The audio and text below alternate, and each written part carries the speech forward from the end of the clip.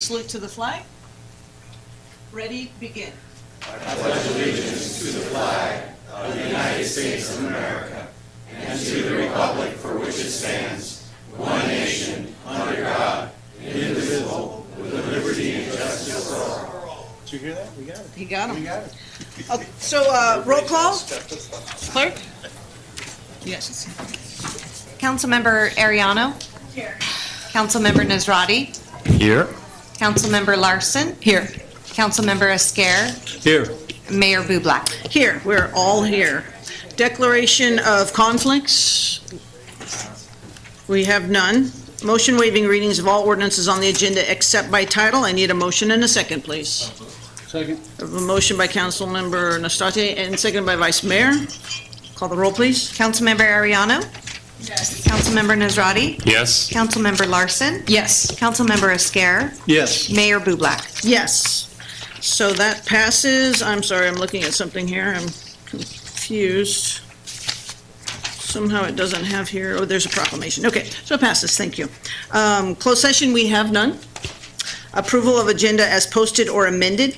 I will need a motion and a second if we approve to do it in the order and with no items pulled. I move to approve. Motion by Councilmember Ariano, Seconded. Councilmember Larson, call the vote. Councilmember Ariano. Yes. Councilmember Nazrati. Yes. Councilmember Larson. Yes. Councilmember Esquer. Yes. Mayor Bublak. Yes, and we'll work with the proclamations, Employee of the Month. I'm sorry, we're doing a new format, that's why I'm kind of off kilter here. Our attorney's having fun messing this up. Should have done a rehearsal. Dry run. Okay, if I could have Jose Lopez up here, please. This is our Employee of the Month. Jose, please.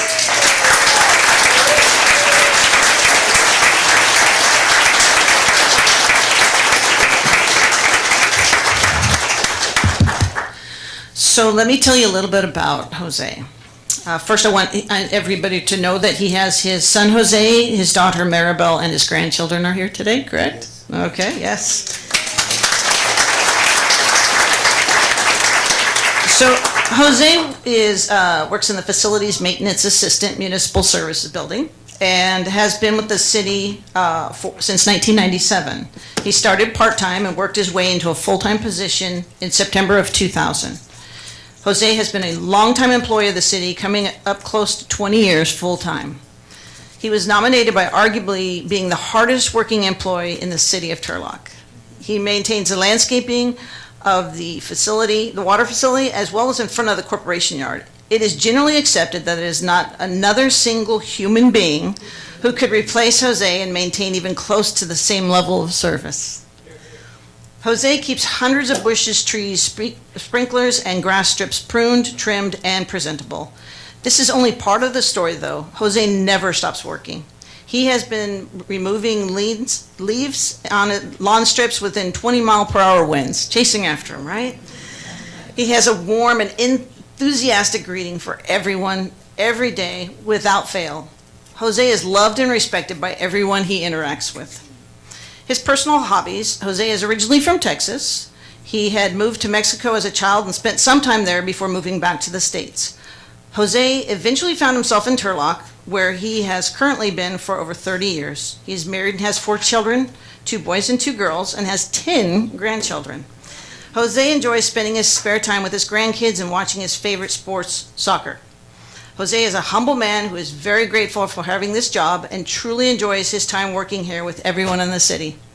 Please help me in thanking him for working for our city.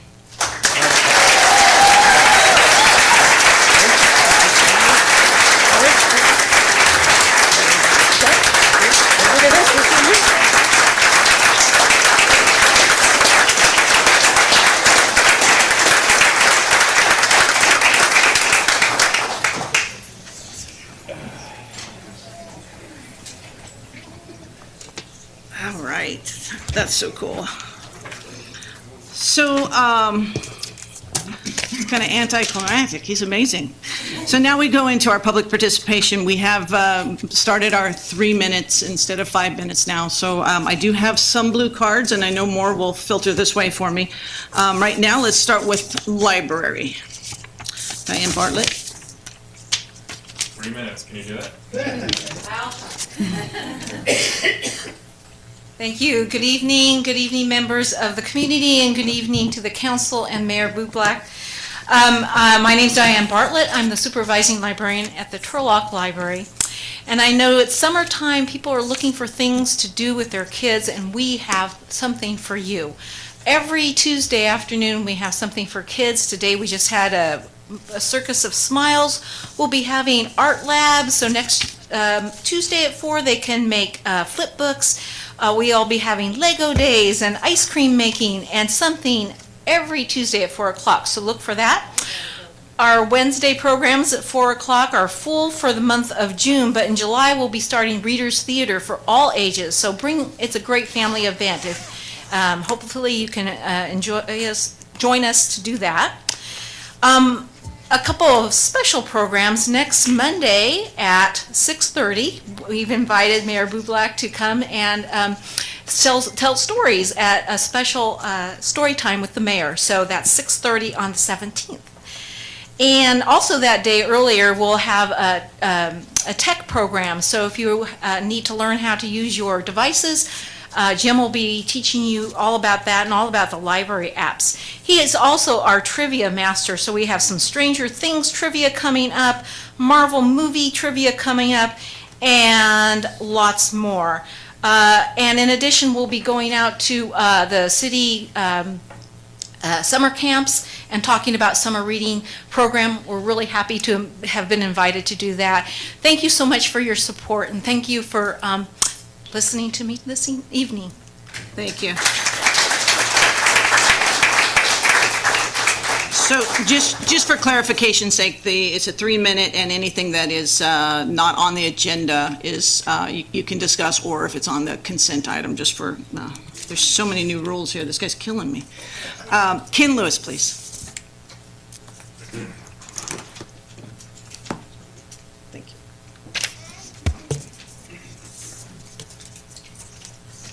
you.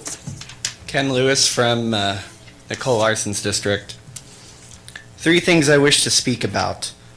1, the reduction of time allotted for public comments from 5 minutes to 3 minutes is purely a move to suppress the will of the voters and constituents you've sworn to serve. I hope that the city will reinstate 5-minute time slots so as to guarantee dialogue between the citizens and the leadership of this community.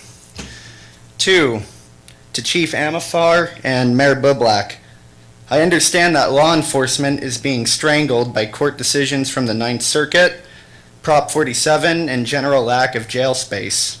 But rather than throwing our hands up and focusing on what we can't do, what can we do? We need more police. I understand that the city is requiring associate's degrees to become a TPD officer, 48 units or something like that. Can we drop that requirement? Because the problem is that a lot of college-educated people typically don't want to go into law enforcement anymore. That's just the way it is. What can we do? If we don't have a plan, then we need new leadership. Can we maybe attract police officers with comparable pay to the overpaid and outdated Turlock firefighters? Perhaps shifting resources from where they are not needed in an age where fires have been drastically reduced to where the resources are needed in this crime wave. Last but not least, there's a lot of abuse regarding this tent city that is going to be built on 1st and D Street. We know that the Housing First policy, which will only attract more transients, is being spearheaded by Andrea Nasrati and Becky Ariano.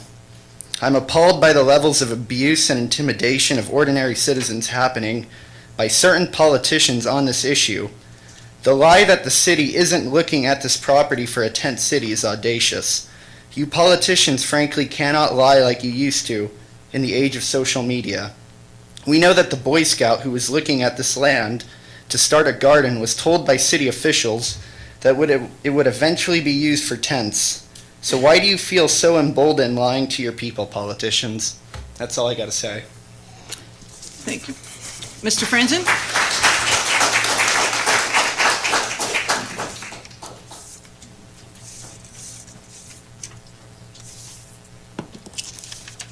Yes, good evening, Mayor, City Council members. I wanted to address the prior comment of the tent city. There's information going around the tent city, and we can't get confirmed by anyone. There are notes put out by two different people that attended a meeting, I think on May 20th. And prior to that, there was a meeting involving, again, supposedly, there's not a lot of information out there, but some city staff members in early May, and a discussion of a tent city came in that as well. So before that, May 20th, another meeting with 3 other people in attendance, as well as you, Councilwoman Ariano. And from that meeting, there were notes that were distributed regarding the tent city plans. They could have been ideas. But again, this has been discussed for a while. It wasn't just one meeting. And there was notes about like 70-something tents, that firefighters would be the first responders to this, that there would be $5,000 a month paid to lease the land from Turlock Gospel Mission, I believe. But we are getting acknowledgement, like the previous speaker said. I haven't been able to get any answers from the city council members or city of Turlock regarding the plans or even remote discussions of the tent city. And we have a Boy Scout that was putting in a garden, and there was a trench dug.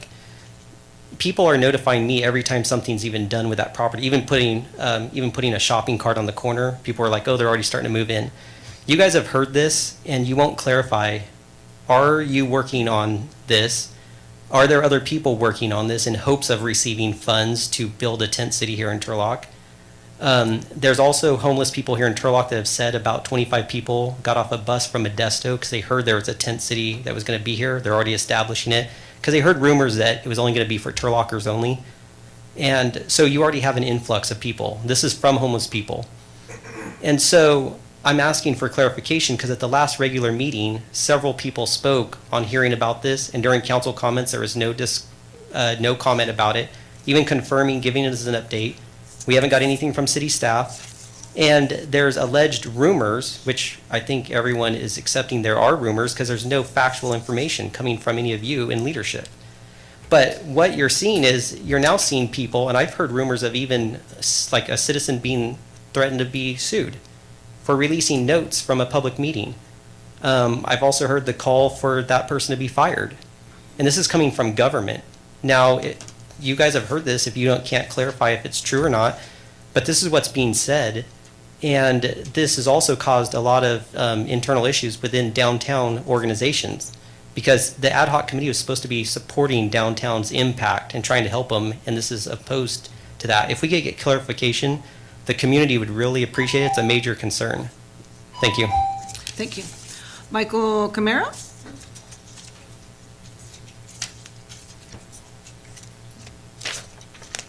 Okay, I'm going to speak extemporaneously here. This is in regards also to DJ's comments about vacant lot next to Turlock Gospel Mission on the corner of 1st and D. This dates back, I'll try to be as clear and concise as possible here.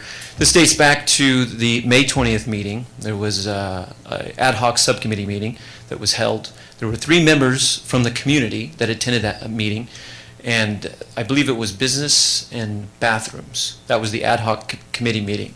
They were tasked to address issues to alleviate the bathroom problem downstairs in regards to the homelessness issue downtown.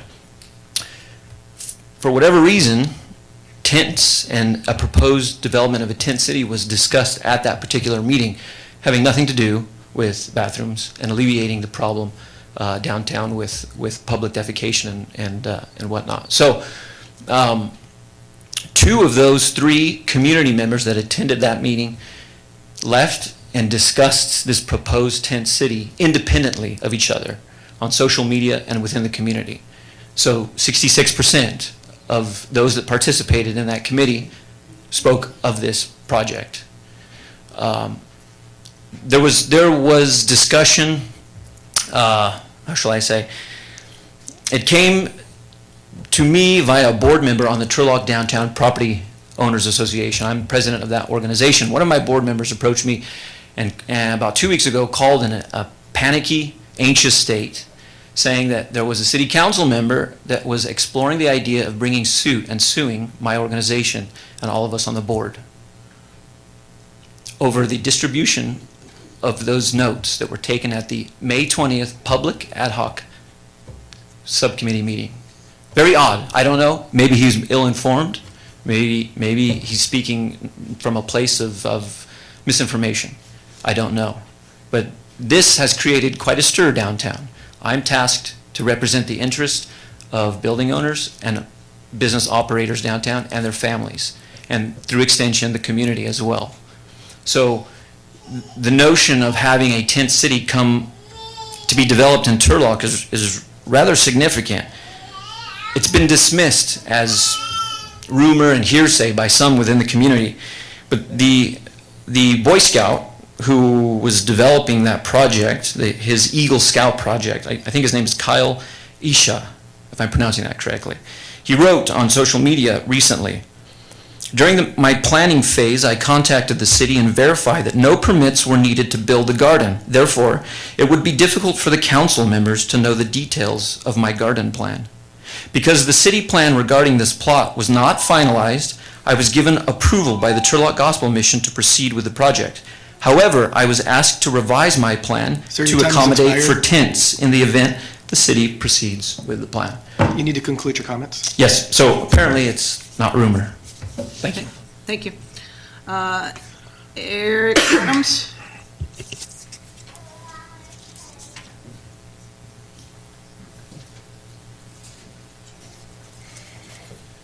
Hello, everybody. You guys haven't seen my face here before, but I did want to thank you all for generously giving your time to the community. I know it's a difficult task, and it takes a lot to put up with this when we're not even in this room, just in your daily lives for doing this. This is a tough issue with the homeless. I deal with it as a business owner downtown and also a homeowner in the local community that's also close to the high school. I see the smarter homeless people who know how to blend in, how to live out of their cars, how to probably do it respectfully. So I know it's just not always a mental health issue, although a lot of them are mentally incapable. I also deal with mental health issues in my own personal family, and I know these people need serious help. I've also been to a lot of other nice communities in my life experiences, and one that comes to mind is Healdsburg. And I'm just totally winging this because I didn't make a speech or anything. I just came based again upon rumors.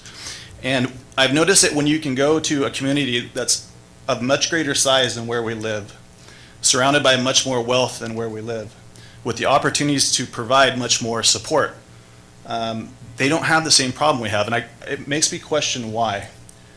I think if maybe a field trip, if you guys do things like that, would be in order. I think you guys would really appreciate how the community operates. And I'm just saying this, I've never been on a political active level or in their rooms. I'm just speaking as an observer going to the town. But I asked somebody one time when I was there, because I was blown away with how nice their downtown is, why don't you have a homeless problem? Why don't you have windows broken out in your downtown? It doesn't look the same. And I'm not saying we're the worst. I don't know if you guys have been to Merced lately. There's other places that are suffering worse than we are. Yeah, well, I'm just, we all need to help each other out. But when I ask the people over there, they just simply said they don't have the support. They don't make available those things. And I'm not trying to come across as an impassionate person, but I think when you open certain doors, they're hard to close. And there is a draw. I'm highly appreciative to what our fire and safety and the rest of you community members do. The city employees I see working hard in these parks. I can't even imagine what they're going through on a day-to-day basis. And they probably, I don't know if they're adequately compensated. I would hope so. But I don't think inviting more people, I don't think somebody's probably going to be checking to see if they have bills like TID or whatever to justify that they're Turlock citizens before they give them this support. I think to get other things done in this town, you're required to prove, that you are from here and things like that. And I'm just up here to let you guys know I'm concerned. I've done a bad job being involved in all this stuff. I'll try to do better, but I'm interested in this topic as a downtown business owner and homeowner, all that stuff, and I'll keep my eye out for it on the agenda. Thank you. Thank you.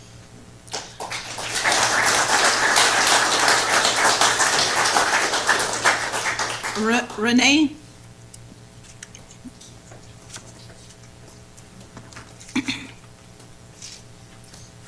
Hello, I'm back. Renee Brajas.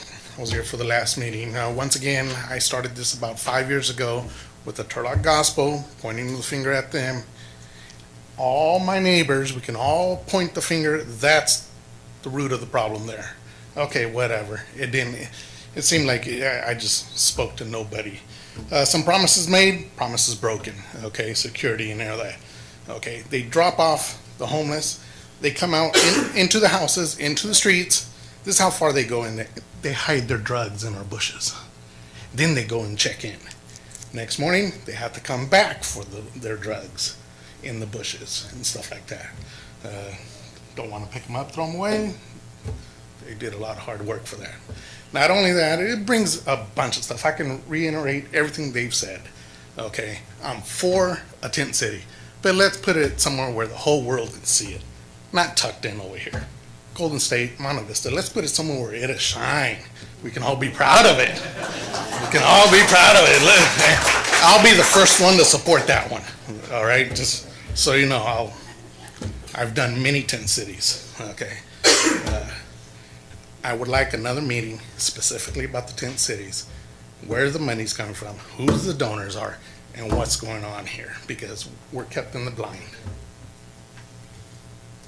Any questions of me? No? Yeah, okay. Monte Vista or Golden State would be a great place for it.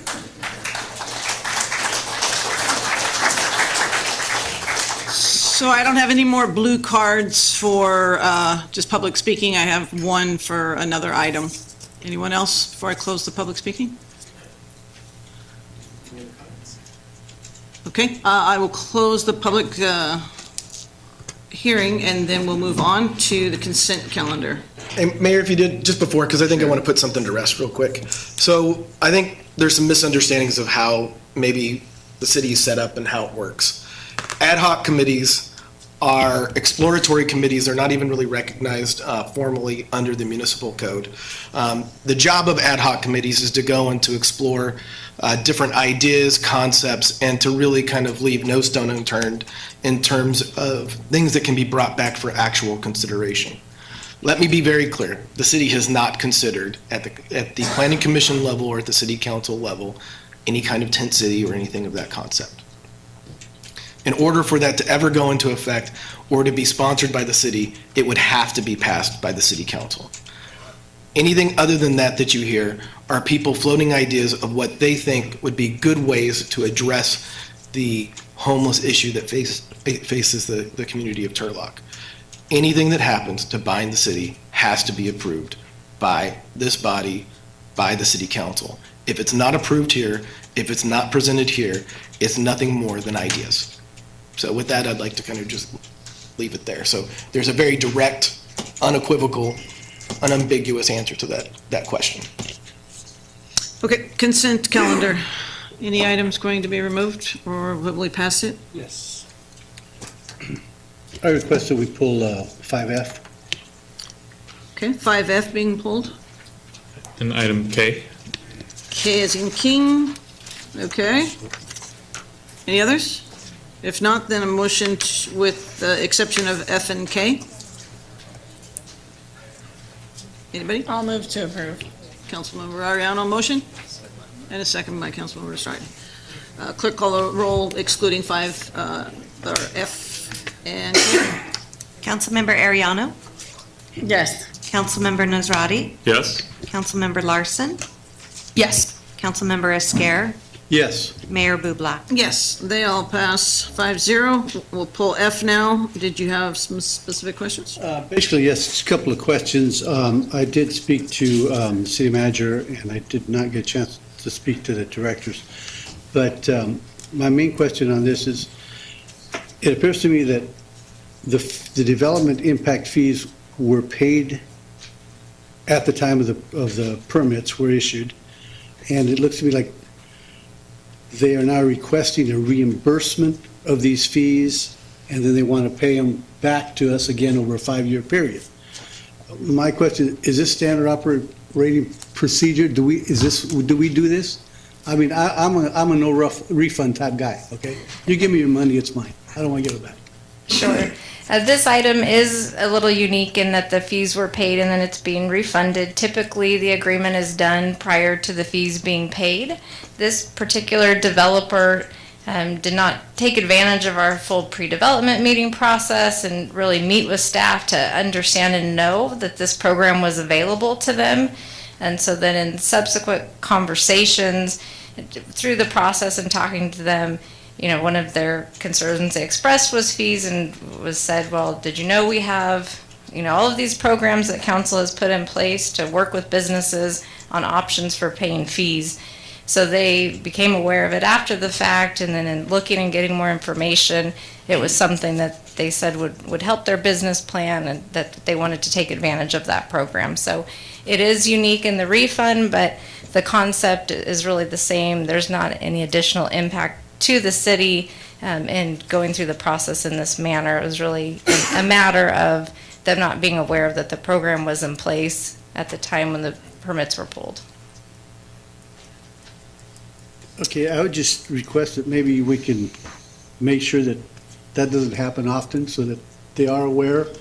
Like I said, I'm a no refund type guy. Sure. I don't like that idea. Yeah, I believe this is the only time we've had to do it in this fashion. Usually fees are one of the first questions people ask about, and these options are one of the first things that we explain to them and give them the option to do. Any other questions of staff? If not, I'll open it to the public. Anyone wishing to ask it or say anything regarding this specific consent item? Okay, I'll close the public hearing on that and bring back item F. Is there a motion to approve or not? Move to approve 5F. I'll second. We have a motion and a second. Clerk call the roll. Councilmember Ariano?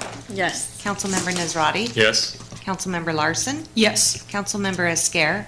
Yes. Mayor Bublak? Yes, it passes 5-0. Thank you. Item K?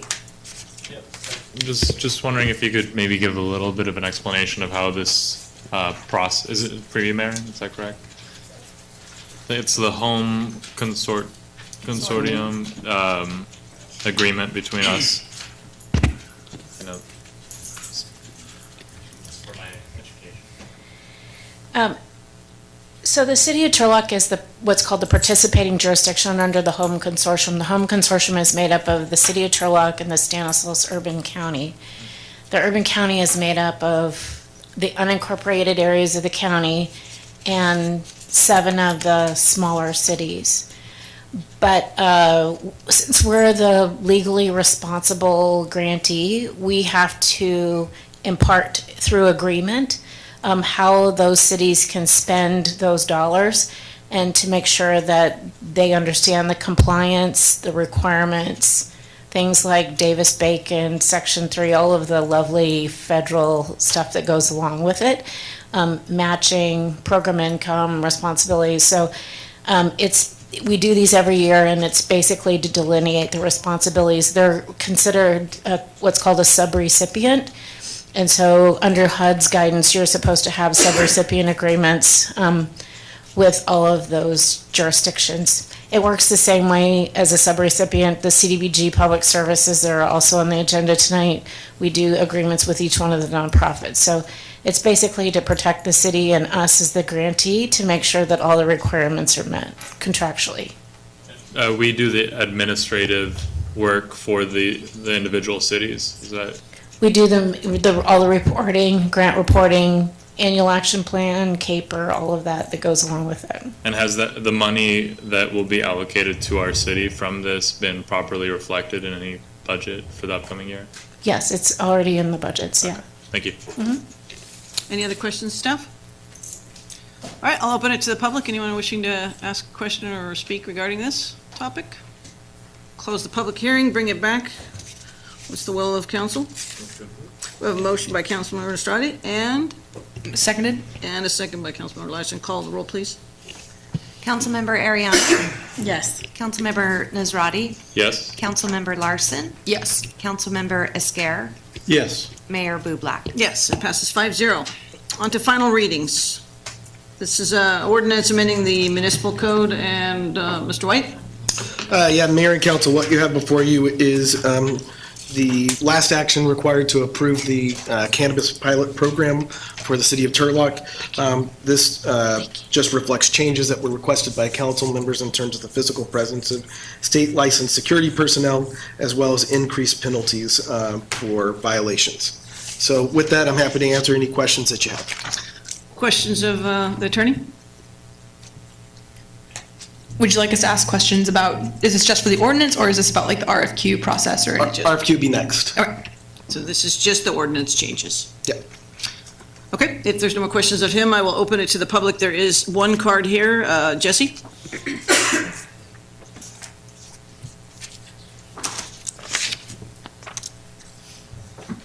Thank you, Madam Mayor and council members. I'm here to ask you, sorry I'm not best at public speaking, but I'm asking the city council members to enact an equity program for the cannabis pilot program to directly benefit the local entrepreneurs who wish to apply for permits within the city of Turlock. Many Bay Area cities have enacted this equity program, and it has directly benefited the local community and the local citizens. Locals who have been directly affected by the local ban, those whom are medical-based businesses, and minorities should be given more of an opportunity than upcoming monopolies for the future benefit to be truly felt by the community. We should pick businesses that are part of our community, as well as work with local community centers to donate time and donation. It is time to truly pick locals who have our town's best interests in mind. So I ask you, council members, to enact a Cannabis Equitas program based on the merits. A, local citizen of Turlock. B, medical-based business or medical backing. B, works with local, or C, works with local community centers and or community programs. D, minority-driven. I know you're going to have a lot of businesses come to you that are not from Turlock, and a lot of businesses in this industry do a thing called permit flipping, where they come in, they acquire a permit 3 months, 4 months down the road, 5 months down the road, they flip it to a large corporation. If a large corporation does come to the city of Turlock, it's not really going to benefit the city of Turlock as much as a community member would. So I'm just asking, before we go and make the picks to what businesses are going to be coming into the city, maybe we could enact an equity program within the city that Bay Area cities have already enacted. No, that's all I have to say. Thank you. Anyone else in the public want to speak to this item? This is the final reading for just the change of the ordinance. Okay, seeing none, I will close the public hearing, bring it back to council. Mayor, can I just address the equity? So the equity program, Councilmember Nazarati has asked for that to be brought in consideration when we bring forward the application that will be presented to the council, and they'll vote it up and down as to whether or not they want to include some kind of component of that. So it wouldn't go in the pilot program, but it would go in when we present the application. So that will come at the same time. It'd be considered, let me say, at the same time that we consider the zoning as a kind of an accompanying matter.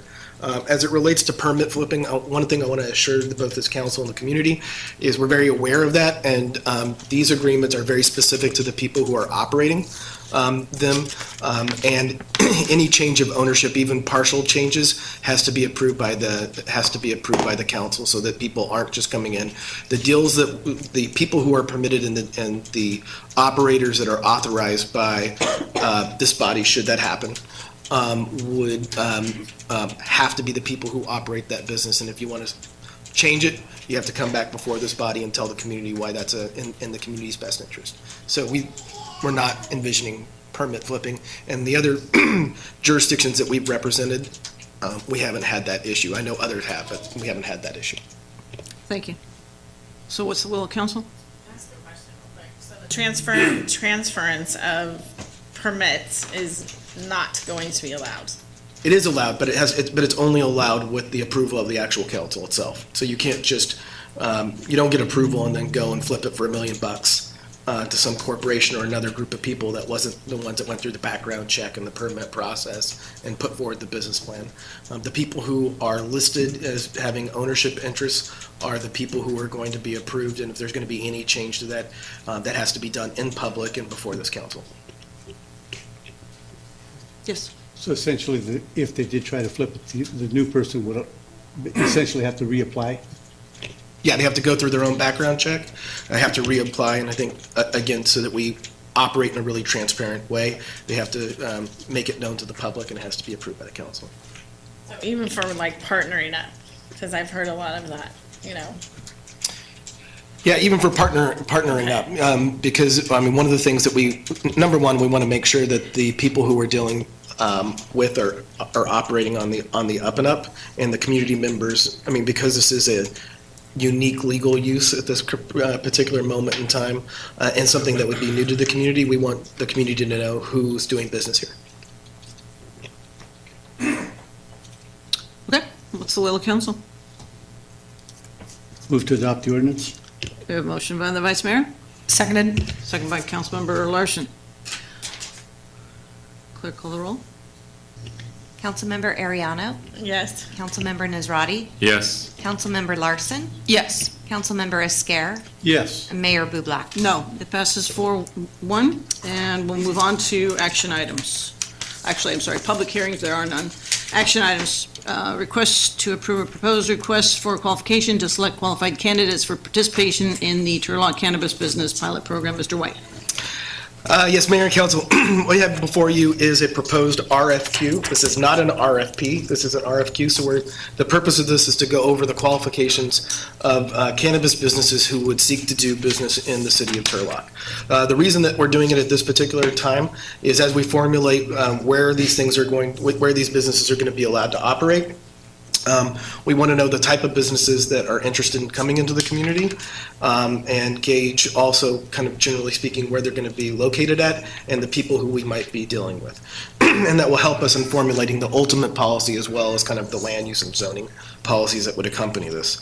To apply, one of the things that we found out is really helpful is my office has fielded hundreds of phone calls, but when you actually ask people to put up money and give you a business plan to show that they actually have a viable business, it diminishes in terms of numbers. And so we want to make sure that the people that the staff and city are spending their time with, number one, don't become a burden on city resources, as we know we have a challenged budget. Oh, sorry, it's my allergies, but thank you. This is a tough allergy season, but we want to make sure that the people who were lost my train of thought now. People who are willing to pay and actually have the means to be able to go through the process and operate a business. We found that there are lots of people who have great ideas but don't have the financial backing, and there are people who have financial backing who don't have a lot of great ideas. So we want to make sure that we get the cream of the crop and have both. So this outlines a process. I would say for those in the audience, and we'll put this up as well, if you're looking at the actual RFQ, we're going to plan on having the pre-submittal conference here at City Hall on June 25th from 2 to 4 p.m. So that's where those folks who would like to apply could come and ask questions, and we'll have staff here to answer those so that they can turn in good applications. I'm sorry, good RFQ responses. And we are going to close our time frame for those on July 12th, 2019 at 3 p.m. The repository for the RFQs will be the city clerk, and people would be paying their $5,500 to the finance department. So with that, I'm happy to answer any questions that you would like. Again, this is basically to get in line and tell the city what you would like. Those who turn them in would be first in line. It doesn't mean that they're going to be first to select, because the goal here is to get the absolute best operators in the right locations, with the right experience and mix for the community. And this is basically their way of kind of introducing themselves to the council and to the community. So again, with that, I'm happy to answer any questions you might have. Questions? Becky? Is there a plot map where we're kind of thinking that these businesses could be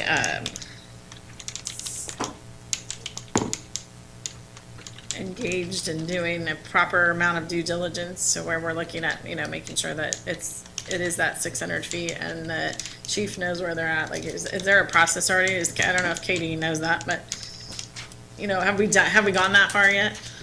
No. So, I mean, our group, we have a cannabis work group, which we're in the process at staff level of forming, and that's where we're going to form it. That's where we'll form a lot of our policies. I have the benefit of having done this in several cities already, so I think that will streamline the process. We aren't going to have to reinvent conditional use permit conditions, but we'll have some that are Turlock specific. And different areas of the community, if it's allowed, will have different conditions that are associated with them. But to be very clear, the process is you go through an RFQ and you turn in a business plan. The next step would be, after we formulate the land uses and where it's allowed, turning in your your formal application, and then a vetting process, part of which will be blind, to figure out that we've got the right people who are going through, and we'll rank the folks both at and we'll figure that out at the city council level, how we actually want to, who's going to be on that, whether or not there's going to be council members or just staff making recommendations to council. And then part of it won't be blind, because you need to know who you're going to be operating with and have an eyes wide open look both for the council and for the community. As like we do building, so we would have, majority of our neighbors would be noticed, it would go through the planning commission, we're doing the same thing that we do for our builders, right? This would mimic almost completely like a development project and how that would go in. So this is like a conditional use permit on steroids. It's more like a development of a community in terms of the process. Your time's up. Sorry. I'm just kidding. I was playing with the body camera. Could you speak a little bit more to the double blind aspect of it? Is it that an application comes in, we review that entirely just based on what's been submitted?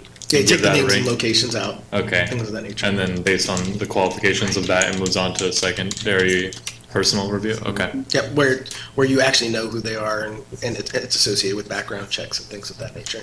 I think it's important for the public, particularly since we're talking about the budget tonight. This is all built so that the applicants themselves pay for all the staff time, all the legal time. This is a zero impact financially on the city, and once they're approved, it should be a definite enhancement from a revenue standpoint. People can judge the use however they want, but from just a pure business revenue standpoint, should be a significant benefit to the city. Good. Yes, Doug, the conversation brought up one more thing that I just thought of. We were talking about the partnerships and the changing, flipping. Would subleasing, would that be covered would that be part of that? So yeah, the development agreement requires, if they're leasing, notice from the landlord. We have to get copies of the rental agreement, so we're aware of all those at that time. And if landlord changes, or if something arrangement changes, they have to have notice. And by virtue of it being part of the application, it also becomes a matter of public knowledge and a public record. The only things that aren't public record would be the security plans and the things that are private. So the biggest thing is to make sure that this process is transparent as possible, so that you don't have a situation where somebody's charging $1 million a month in rent as a way to siphon off all the profit. I'd also say that the deal points that we've built in and the development agreements that we have are based off of gross revenue, so it doesn't matter how much their expenses are. It just matters how much the transactions are, and we have the ability to go in and audit at any time that we want. So the subjects here, we have different categories: application, introduction, personnel, project. Is that how the scoring is being proposed to be broken down? Yes. Okay. And we have 30% of the application with a bunch of subcategories here. I'm wondering, how is it that if, like for example, we have proposed business location, how are we going to be determining if that location is a high? You missing the sheet? Yeah. You gave away all your copies. Yeah, so under application, it's 30% is measured here, with proposed business location being a subcategory there. How is it that we will be determining whether or not a location is a high ranking or not? Is it if it's You're going to set that properly zoned? criteria when we do the zoning part of it. Okay, So we and that happens prior to these applications are No. get submitted? No, so these applications will be turned in of where they'd like to go. During that period, we're going to use that as guidance to set the zoning in terms of what we present to council. We're going to have a joint planning commission council meeting to go over and decide where the proper places is to put these things. But one of the experiences that we've had in other communities is we went in and we went through 3 or 4 iterations of trying to set the zoning because we found out that there was either landlords who weren't willing to rent in certain areas or areas where communities really didn't want them. And so this gives us an idea of where people have gone who've been able to find either willing landlords or properties and areas of the community that they believe that they can go in. And that allows us to take that into consideration when we actually say what's going to be allowed. It's not, they can amend it if, for instance, their zoning isn't allowed or the area that they identify. And it doesn't cost them anything to change it once they've submitted. But this gives us an idea. So when we're making decisions, it's educated on where people actually think and know and want to do business. And the economics aspect here, it's 20%, is that if they have the proper financial backing to support a business, it receives the full 20%. If they don't, then it's the 0. Well, I mean, ultimately, y'all decide, like, if somebody, if you think that somebody has some money but maybe isn't as financially strong as you would like, you might give them a 10, right? So it's kind of like when you give reviews. You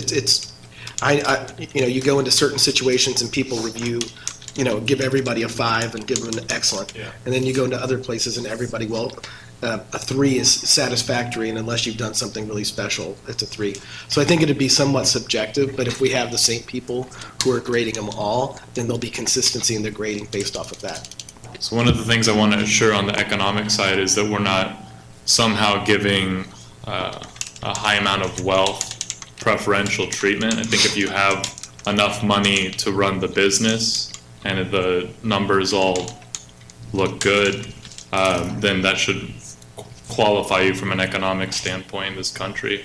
And then not make it so that if someone who's backed by a ton of capital behind them is going to be receiving a higher score than someone else, even though they have the money for it. Yeah, I think that the criteria that we need to use, right, would be at a minimum somebody has to have enough money to be able to be legally compliant with the state and local regulations and laws. That means that they have to have enough money to have lawyers, accountants, and, to be able, and enough money to start up a business. I mean, let's be very candid. Setting up one of these businesses, aside from just the permitting process, I mean, you're not talking about $25,000 or $50,000. You're talking about in the hundreds of thousands of dollars. And so when we're talking about people who are economically disadvantaged, if you have less than $100,000, it's not possible for you to have the type of operation that we're requiring. I mean, we have physical security guards. So I don't mean anyone that's like low income. I just mean if you have the money to run a business, then you should be able to run the business. I don't want it to be that if you have the money to run the business, plus I have tens of millions of dollars in financial backing, I'm going to receive a higher ranking than someone who has the money already in hand. So it's almost like if you have the economics check out, you've got the money to go, you should receive a full score on the economic side, I think. And then anything beyond that, I think we get into a place where we're giving preferential treatment to wealthy backing. Right. Well, just remember, it's only 20%, so it's not everything. So it's not even the majority of it. So that's one component of it. And I think the second component of it is that before anyone ever looks at an application,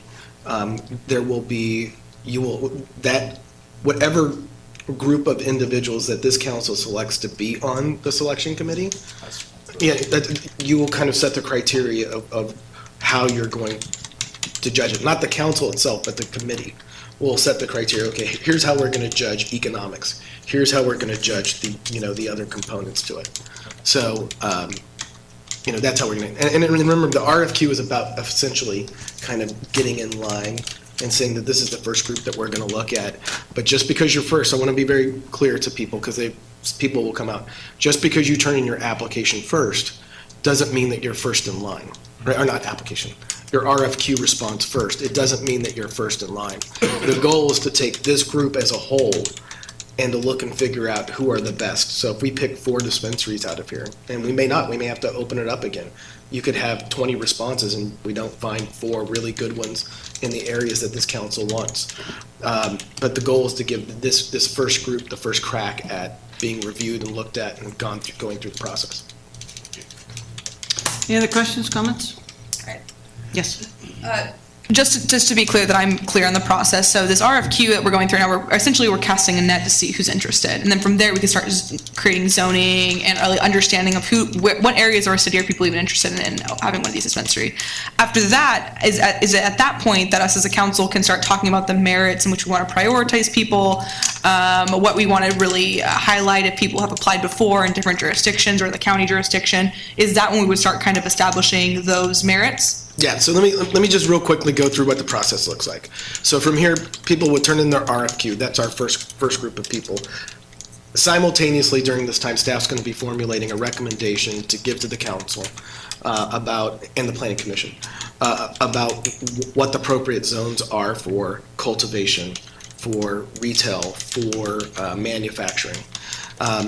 We won't present that until after this timeframe concludes, so that we have the opportunity to take, what people have submitted into consideration. So somewhere right after this, maybe 2 weeks right after this, I expect to come back at a joint meeting and give our recommendation. I expect that this council and the planning commission will have lots of input in terms of thoughts and processes on where those should go. Once we figure out where the zoning is going to go, people will then fill out a formal application and be taken through the process. Once you fill out the formal application, you have a specific location that's going to be within the consideration and with the zoning that's allowed. That's when we will start to do the ranking.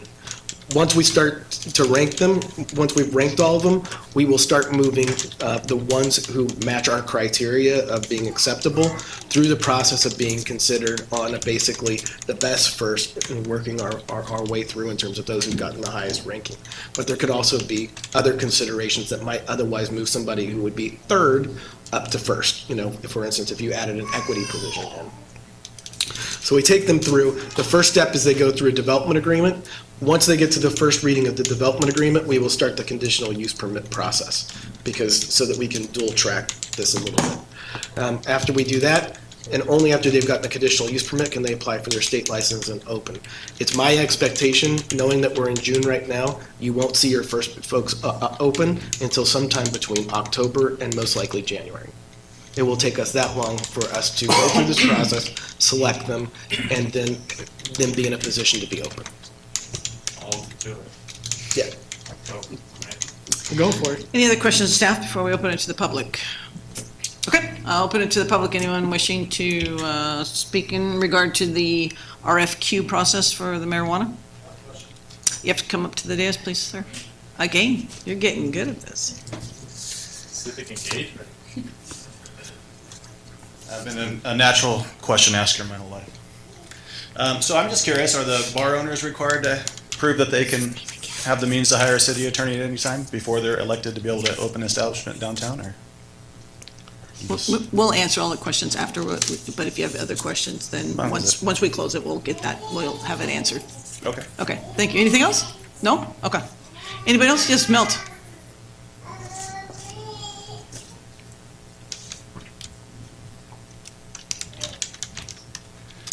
Mayor, Council, and City Attorney, Milt Treeweiler.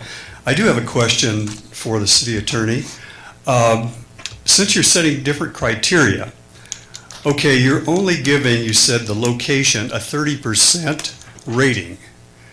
Well, if it's in a place where it can't be located, they get a 0. Shouldn't a 0 knock them out? If they get a 0 in any of the categories, that should automatically knock them out of that, of the being able to apply for this. Is that the way it's going to be set up? Thank you. Anyone else? Mr. Franson?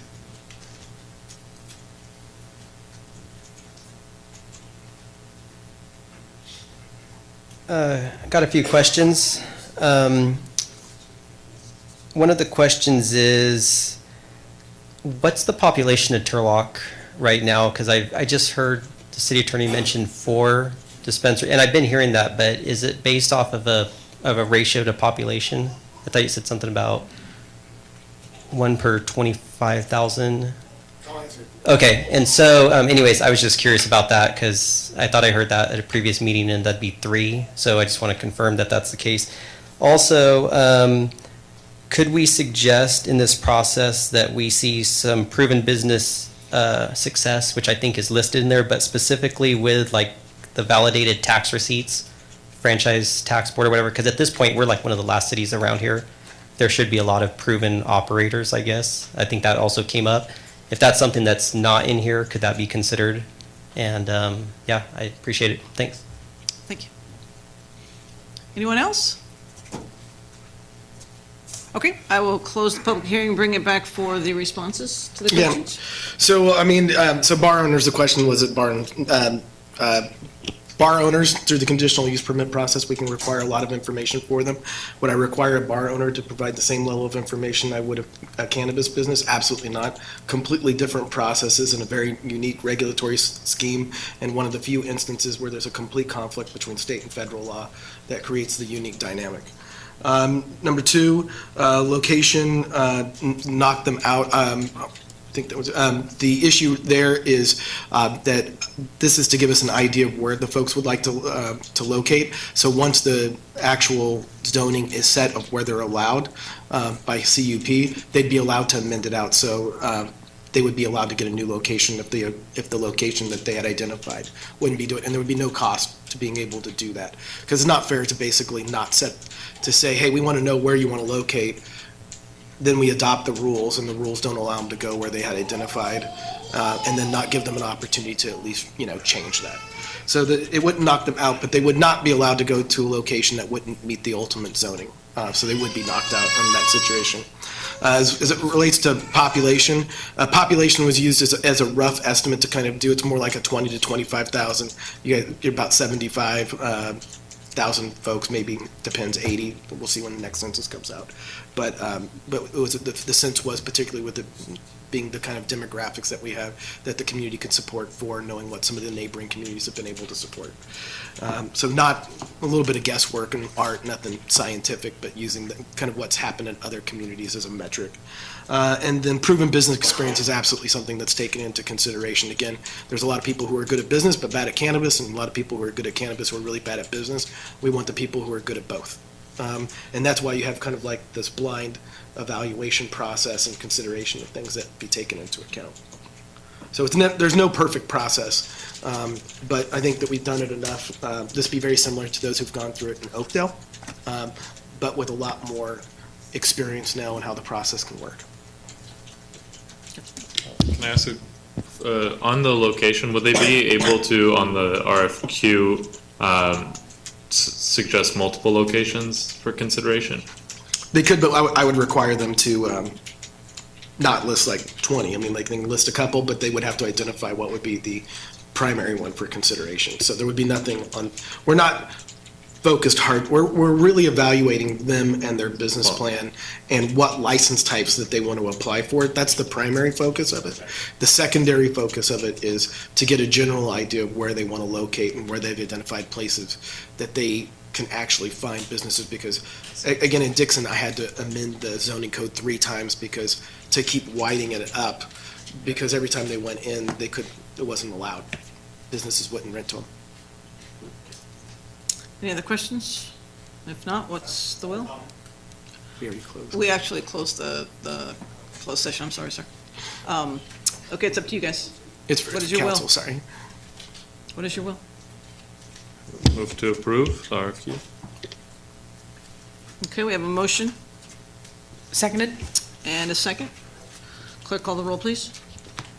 Councilmember Ariano, Yes. Councilmember Nazrati, Yes.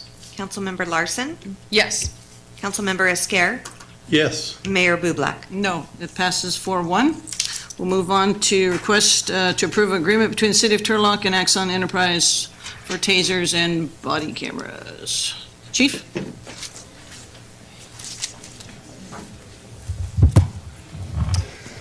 Mayor and council, thank you. Let me get this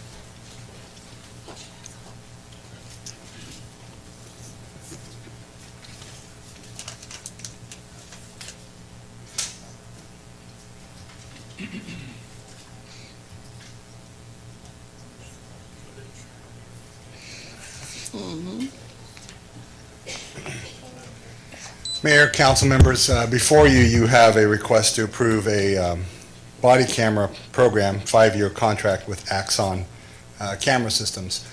Just a little history before we get into the PowerPoint. I brought this to council approximately 3 years ago for budgeting purposes through the general fund for approximately $98,000 a year. But that was 3 years ago. You'll see through your paperwork that the cost has gone up, but the technology is night and day. So with that, I'd like to proceed. Please feel free to ask questions as we're going through this. I'm trying to give you as much information as possible. You'll notice, and for the public's information, the council was given the body camera 3.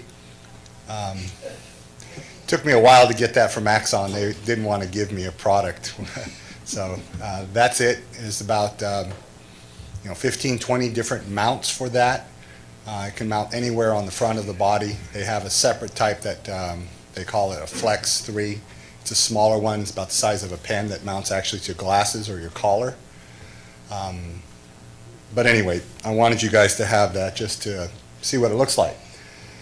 So we're looking to approve our body camera program, including the body camera, taser, cloud storage. The annual allocation of the supplemental law enforcement service funds and special public safety funds from Prop 172, and approving year 1 funding allocations, including the small equipment, replacement line, realignment funds, and a body-worn camera line that we have been putting monies in for about 3 years, including tasers. We currently have tasers, just so you understand that. We have about 10, 12 tasers. We put it in an equipment line. Every year we put a small amount of money in, so at the end of 5 years, its useful life, we can replace them. We chose not to replace them. We reached the 5-year life 2 years ago.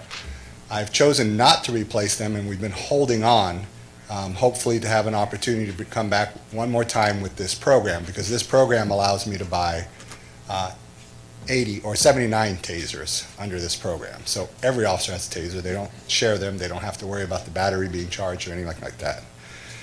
So the first slide basically shows you where the monies are coming from. Axon Enterprises is a sole source company. The product they produce, along with all of the technology, the cloud storage, unlimited free cloud storage, along with the management devices and other technological devices that attach to our guns and tasers, Bluetooth technology, GPS tech, it's all unique to them. No one else has it. And I'm looking for authorization to enter into a 5-year contract, and Axon has 3 types of contract: Officer Safety Plan, Officer Safety Plan 7, and Officer Safety Plan 7 Plus. We're going with the 7 Plus, and I'll explain as we go through why. I will tell you that with new technology, we'll be the first agency in the state of California from Axon that we will be having the 7 Plus system. That body camera 3 is just coming out, and I'll explain some of the technological advances in that, and I have another slide to show you. The 7 Plus is a sole source, as I explained. We're going to get 82 body cameras for 82 personnel. They're also going, I didn't put it in here, but they're going to give us extras, because if one goes down, we have to be able to program them up. Each one is assigned to an individual officer. You don't get to share. It's assigned to you. It knows who you are once we program it. It authorizes Axon for the equipment, software, cloud, secure, unlimited data storage, and the replacement equipment, along with training that they will provide us in training equipment. The technology that's here now is the gunshot detection, Bluetooth and real-time video, and GPS. That's all embedded in that new camera. And I'll show you what that means.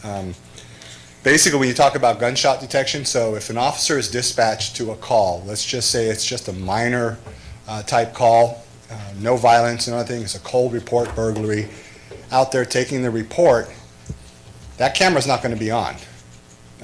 There's no reason for it to be on. However, if there's a gunshot, the camera will automatically come on. It'll automatically send an alert to all the supervisors' computers and dispatch. GPS will be activated, and we'll know exactly where the officer is. So that's kind of cool. Real-time video allows us to log on and see real-time video, and you'll see how that works. Included in this program is the cellular package with that, both Verizon and AT&T. Both cellular companies are on board with this. On top of that, Bluetooth technology. The technology that comes with that activates with Bluetooth. If an officer is on scene and his backup officer sees a threat and engages that threat, meaning pulls his weapon out, gun or taser, all the cameras come on through Bluetooth technology. So that's pretty cool, because a lot of times when you're in a non-threatening environment, it can change immediately on you. And that will activate, so we don't lose that. Let me keep going. So before we even go here, just so you know, there's a buffering system on these. I don't know if you know what buffering system is, but the camera, while you have it on right now, it's blinking. It's not engaged, because there's a red light that flashes on the front. That's not engaged. Now it's engaged. Before you engaged it, every 30 seconds the buffer refreshes. It is recording. So let's say that incident occurred and the officer had to engage a threat and pulls out, let's say it's a taser, because the person he was talking to just went nuts on him, came at him. Pulls that taser out. The camera activates and records, but it automatically knows where it started recording and saves the 30 seconds prior. So you'll get the full picture rather than it activating just as the person's ready to hit the officer. You might not even see it because you already hit the officer, and you might just get the video of the ceiling. With the buffer, you'll get it all. So that's part of the technology. A lot of cameras have that, so that's not really unique. What's unique about it is it's incorporated with all of the other technologies. So this is the plan we have set forth. You'll have it in your breakdown. It's $280,475 for year one. The reason that number is larger than the others is because we've worked with Axon. We have to buy the equipment up front. That's where the funds are identified in the accounts, purchases the equipment the first time, and then the rest of it is part of the contractual obligations. And then as we go through, we ask them to lower year two, because we're using some of the SLESF money for year one, and we need to make sure that year two, the monies will match. That's why you'll see the difference there. But then years 3, 4, and 5, the monies will match. Not only through SLESF, but we also have our public safety fund, which is Proposition 172 that passed years and years ago through California. Public safety tax, police department and fire department get that. We get that every year, a certain amount of monies. As a matter of fact, $500,000 of that right off the bat is put back into the budget, and $30,000 more I budget to Parks and Recs after school programs. So that money is constantly coming in, and that's where we're applying it at. Just in case you're thinking about it, well, where was that money last year and the year before last? We had a grant under the COPS grant, Community Outreach and Engagement.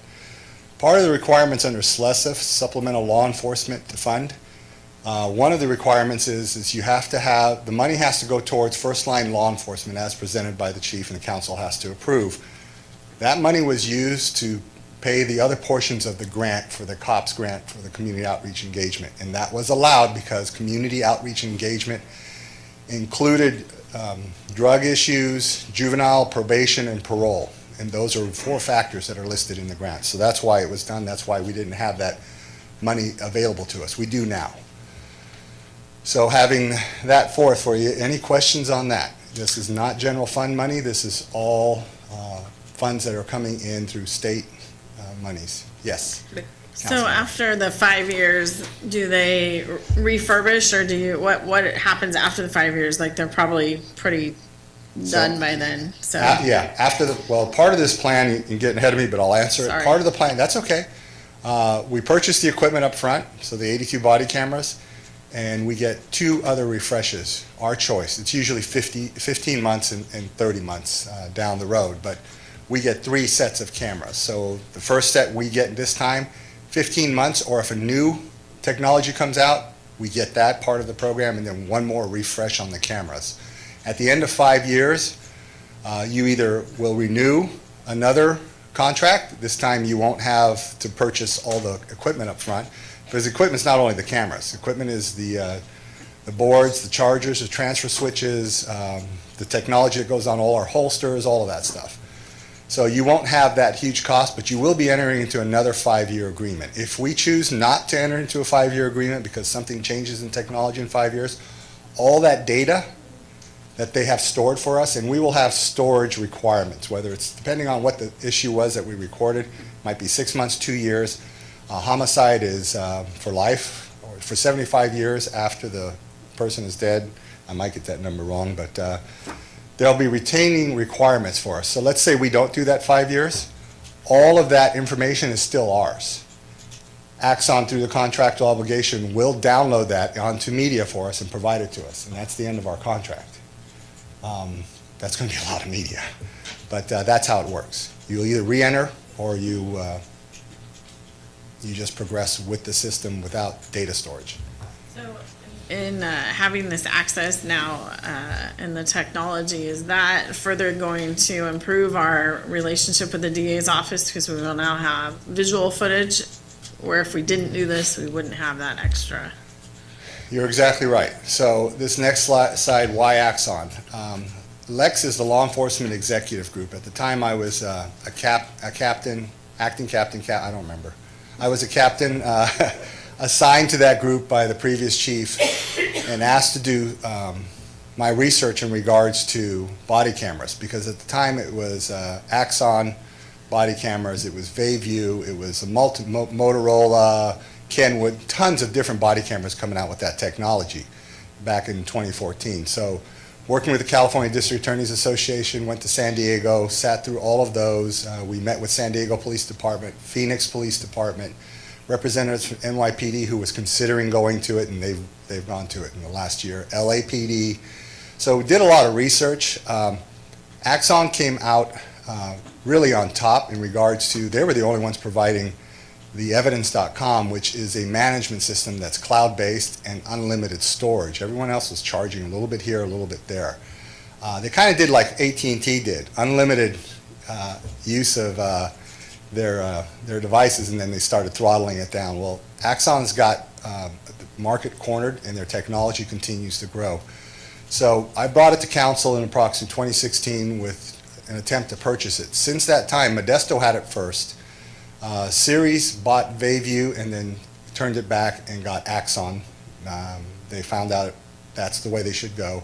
California State University has Vayview, which is a company, another body camera, but Axon has bought Vayview, so they'll be going to Vayview. We will be, I believe we're going to be the first county in California that all their law enforcement agencies will be using Axon and evidence.com, which means we all have the links to share data over the cloud, secure, encrypted cloud, and our district attorney has been provided free evidence.com because the law enforcement agencies here have it. And last week, our public defender's office also got it for free. So all this video data storage, whatever it is, can be shared throughout the court systems instantaneously, and it's encrypted. If you're thinking, well, what if they copy the video screen off their monitor with their camera? They can't. The screen sends a fuzz through it, and I don't know what other word to use, but if you try to take a picture or video it, you'll get nothing but lines. And it's also, for evidence, it's encrypted, and it also has a tracking, so nothing can be altered.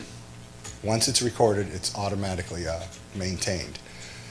It also has the property software in it that allows us to delete faces and other aspects, license plates, et cetera. It automatically will do that. So it takes away a lot of issues in regards to personnel having to review camera, because it's hour for hour if you're reviewing it. There is no fast forward. The other issue is metadata. So every time a police officer goes to a call, that call has either a file number or a computer-aided dispatch event number. The system we're purchasing will automatically work with the new CAD RMS system and upload that to the video automatically. So the officer does not have to sit in there and type in, it was this date, this time, this location, this file number, and this is what the crime is. The CAD RMS, computer-aided dispatch report management system, will automatically upload and link with the camera. They talk to each other. So that's kind of cool. The officers will be able to view them on the cell phones that are with the police cars. We've bought police cell phones a couple of years ago for the police vehicles, not for the officers. They have to keep them in the cars, or they take them back and forth. But they'll be able to view their body cams in real time. And let's just say we have a person in an attic or someone underneath the house. instead of the officer going down there, he can send his camera. Not that the camera will bark and walk, but he'll put it on a stick and put it underneath there, and he can watch what's going on. It's kind of neat. So hopefully that answered your question. It's available to all law enforcement. Our report system will automatically have a box checked on it. The officers, if there's video camera evidence, it's really important that the district attorney knows that we have evidentiary items. Built-in replacements, I talked about it. Upgrades of cameras per the contract. The programmable buffer, I talked about it. And the OSP 7 Plus, it's kind of like going to a fancy restaurant. You can have the steak, but the baked potato costs $10 and the salad costs another $8 and so forth. I usually get up and walk out of those restaurants and head to the McDonald's. But the OSP 7 takes all those things and allows you to go down to their lowest model. And you know what? If I want facial software that removes faces, $200. So they charge you for each one of those. So by combining the package, you get a bigger discount. So having said that, it's DOJ, Department of Justice standards on their storage. Easily retrievable. If I have an attorney that says, hey, I want to see this, I give them an access code, and that access code will give them access to the video, and it logs their entry, time they viewed, time they stopped viewing, and time they turned off their computer. It gives access to everything for us to see who touched it. So you can't just send stuff off and people can't just look at it without knowing who did. Real-time video, and I'll show you that in a moment. GPS is, everyone here knows what GPS, right? So it locates you on your latitude and longitude. And gunshot detection, we talked about that. Why Axon again? We want to enhance our documentation. So this camera will not only work when we're videoing an incident, but we can utilize it to document a crime scene. It will video the crime scene, and this camera here allows you to take pictures as it's videoing. That's all facilitated. We can use it for training tools. If we have an incident where there was a use of force, or we have an incident where we had an individual that we had to use our crisis intervention training, it's perfect ways to incorporate that in our training. Transparency, that speaks for itself. Every agency has it. We're going to be the last one here to have it, but nationwide it just builds trust. And risk management, the city knows very well that the police department is your high-risk department. Everything we do is high risk. It's pretty good to have a video. While video is not the answer to everything, obviously we know that from cell phones. Some things are captured, some things aren't. It is another tool, and it helps us in regards to that risk management. Again, I already covered this fly is going to get it. I already covered the first agency regarding the OSP 7 Plus. We're going to have it. We'll continue to build the trust in law enforcement. Really, trust is something that you can never take for granted. I love the trust that we have with our community, but I don't take it for granted. One hiccup, you'll lose the trust. It takes you years to earn it. It takes you a millisecond to lose it, and this will help us. Defiance and aggression towards law enforcement, it's out there. We all know it. We see it on a regular basis. This will help. They'll see the body cam. It helps with those issues when they know they're being recorded. And then cell phone video. Here's another aspect of this program. If the citizens have video that they want to provide us, we can upload it into the system at no charge to us. So that's another process. I covered this.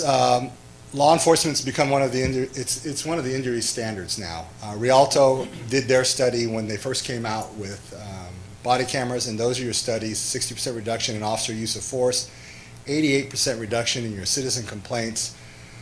Mesa, Arizona, what they noted is the officers without the body cams were subject to 3 times more complaints.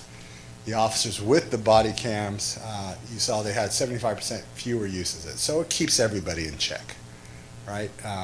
You know, that we're all human beings. So supported and recommended by all those agencies.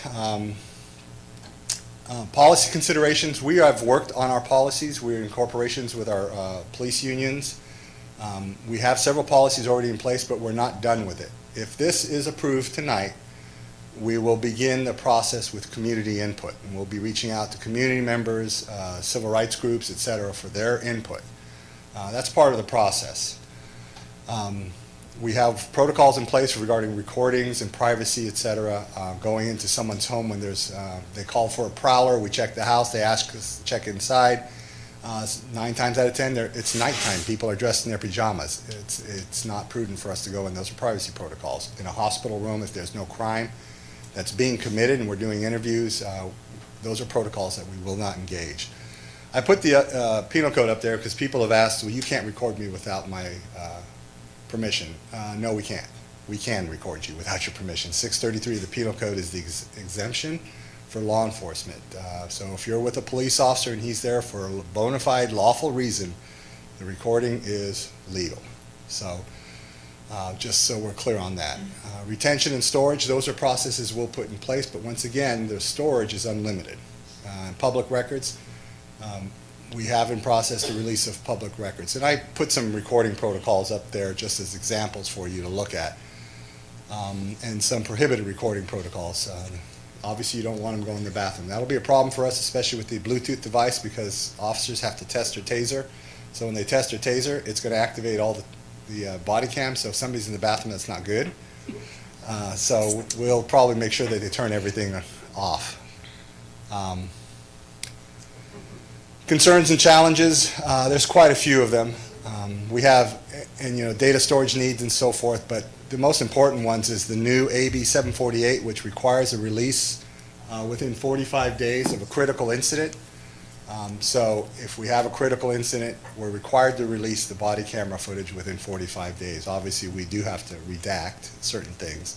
And then the current Senate Bill 1421, which is release of officer personnel information in regards to use of force, aggravated assault, use of the weapons, child molestation. There's 4 of them. Hopefully I got them all, but those are all issues that we are already dealing with. Anyway, any questions on that? Yes.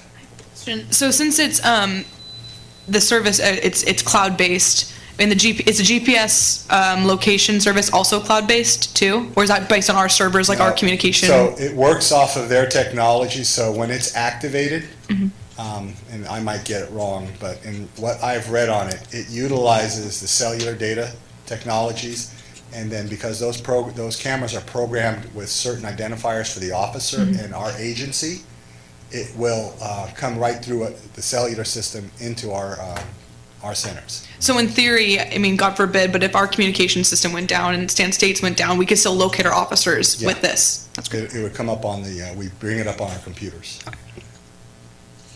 Any other questions for Chief?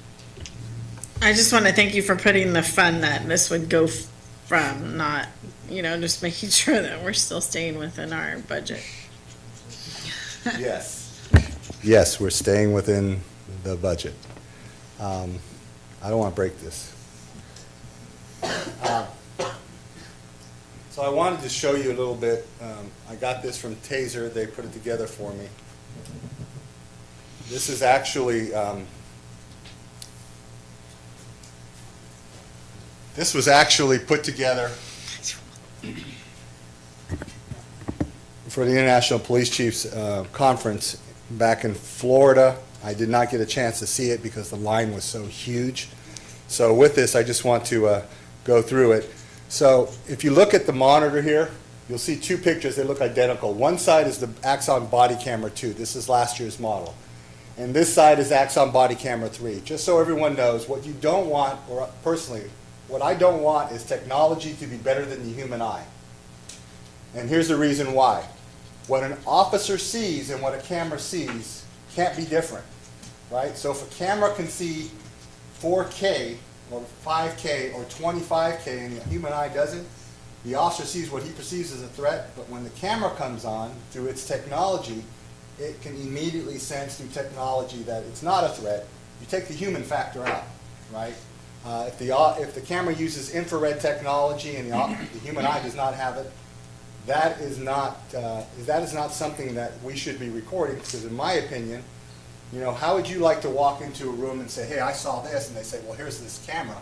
My eyes aren't good at that camera. That camera has illumination technology that the human eye doesn't have, and it lights up a room so it's like daylight. Well, is that fair?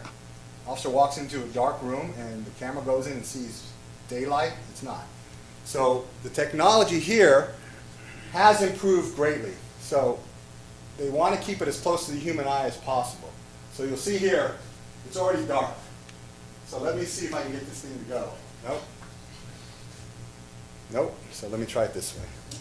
We had this problem yesterday, or today. So I'm going to hit that. Whoops. Help me out. There we are. I got it. I think I got it. Where's Joey? There we go. You see how it's moving? Now watch how the camera picks up the light that a human eye would on your right side. You see the guy there? The old camera wouldn't have seen it, but the human eye does see it. So that's the difference in this in the camera 2 technology. And then here's another. This is called clear frame playback. So if we're reviewing a camera, remember the human eye is a miracle. This camera does frames per second. You know, just like a video camera. The faster, the more frames per second, the higher the resolution, but it takes a lot of data. So what they did with the technology is clear frame playback. If we had this, we would play it back and we could freeze it. The problem is the pixelation, you couldn't tell what was going on. So there we go.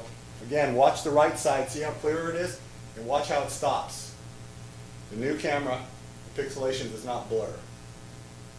A lot better. And then this is live streaming. So the camera is now on a motorcyclist. And he's going, and you'll see the digital camera. It's using GPS technology. The map comes up. That's a live stream video that we can see at any one of our computer monitors or on our phone or on our tablets. And the map pops up next to it so you see where the officer is and where he's going.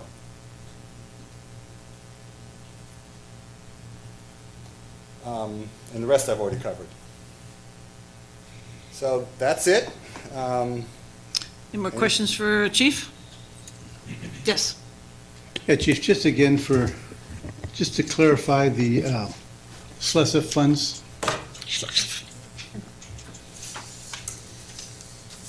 Yes, I'm listening. Okay, well, okay, it's grant money, and just kind of give me a quick nickel tour of the grant process, how that's going to... It's not a grant process. Supplemental Law Enforcement Fund was developed. It's a state fund that's provided to all law enforcement, including counties, sheriff's departments, probation departments, and parole. And it's based off of a minimum of $100,000 to the agency minimum. And then anything more than that is based on your population. And it's done through the State of California Finance Department. And every year they put out what they send the agencies. So you can go online, and I did. I actually pulled it up. The county gets money every month to disperse to the cities, but they don't disperse it quarterly. So we get monies quarterly. So that's how the money comes in, and the only way you can spend it is as it states in here. It has to be. We're number 4, so 39.7% to the county and the cities within the county for frontline law enforcement, which is roughly, this was back in September of 2018, which is $85 million this money generates. And you can use it for frontline law enforcement. The funding receives a minimum of $100,000 to each city, and then it increases from there based on your population. So we'll receive about 100.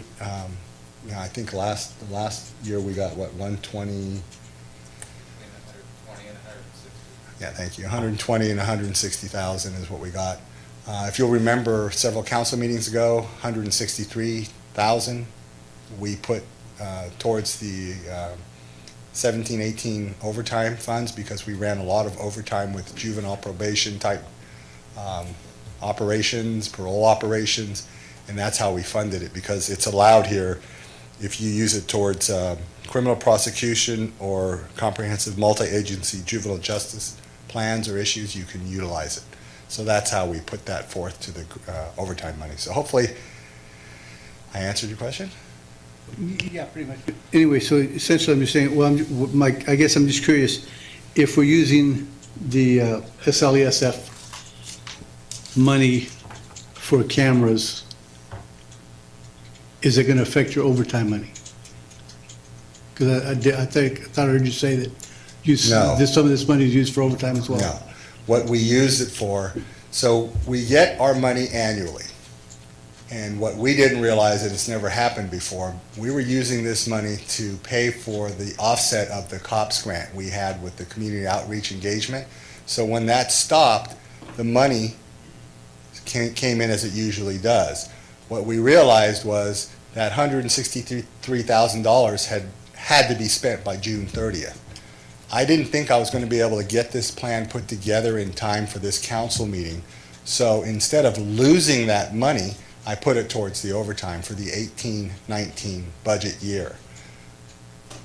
Things worked out very well. We were able to get Axon, and thank you to Doug, Mr. White's team. They were able to go through that contract in a matter of days. I really didn't think we'd get this done because part of the caveat of getting this approved tonight, instead of an 8% discount, we're getting a 20% discount. If I don't get it done tonight, I'm not putting pressure on you, but you guys need to know, we went from 8% to 20%. But whatever the council's wish is, I wanted to make one more attempt. We have the opportunity. It's not general fund monies. We're using our SLESF and Prop 172 monies. Yes. Kind of on that same thought, I know that you have kind of the plan for the next 5 years. After that 5 years, would the same monies be allocated to even if like, you know, you mentioned like maybe if there's an upgrade in technology or if you guys want to leave Axon entirely, things like that, would that same money be kind of used for the body cameras or things? I'm looking for to kind of encourage there's a sustainable funding model for it. So Prop 172 went into effect 1993. SLESF was what, 2000? I think it was 2000. So it's a set funding source unless elected body or a governor steps in and decides to stop it for whatever reason. I don't know what the process is, but it's a set funding source. So when we're done in 5 years, the money should still keep coming, and at that time, whoever your chief is, they can. That time, whoever your chief is. She's asking you, are you going to be a chief in 5 years? Hey, I'm 58 years old. I might have a heart attack. Who knows? Oh, please. You know, you can decide to do what you want with that funding. I don't know what's going to happen with technology in 5 years, though. Right, exactly. I've got shoes that old, okay? Thank you. Okay. Any other questions for the chief? Yes. So, for clarification, the Prop 172 and SLESF funds are both eligible funds for overtime costs if we did decide to use them for that? No. They're not? SLESF, I don't want to confuse you guys. I probably shouldn't have brought up the overtime for 1819. It has to be for a juvenile or probation or parole type multi-agency project. And just so you know, we work with Stanislaus County Probation Department, the Sheriff's Sting Team, and our Juvenile Probation Department, and we do multitudes of operations. We call them RAD Ops. Until recently, they started funding overtime for that. The county did. So we're still doing those because the county's paying us back for it, but before that, they weren't. So that's how we were able to move the SLESF money there, that $163,000. But now you have to really identify where you're going for, and it's off the recommendation of the chief of police. So you have to approve the recommendation, but the recommendation has to come first. So hopefully that makes sense to you. That was a one-time shot, and the city manager and I spoke. I was concerned about it. That's why I did the research. We're okay. Because of the way we did it then. Now, there's funding already available, and I think that's where probation's getting their funding this year.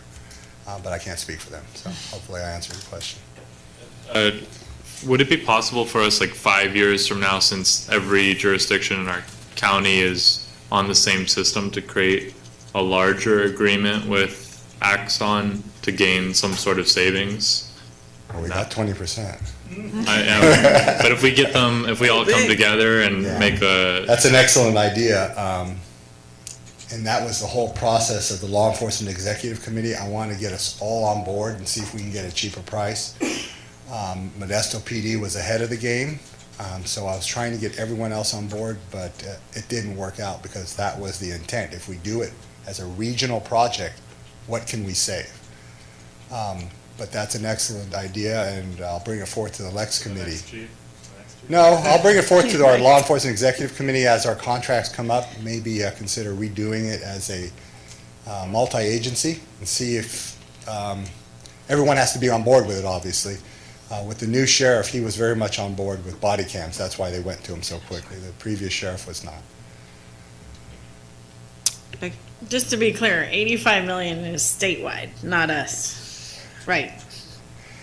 Not us. Okay, I just wanted that out there. Not us. I will take it, but not Yeah. us.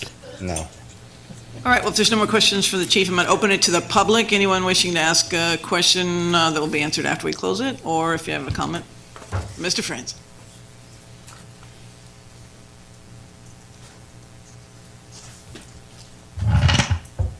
So I enjoyed all the policy talk on that. That was very educational. But speaking of that policy with the body cameras, I believe Councilman Nazrati was asking at the year-end presentation of the firefighter video, because they had body cameras or cameras on them at their scenes, and he was asking, I think, about the storage or who's doing that.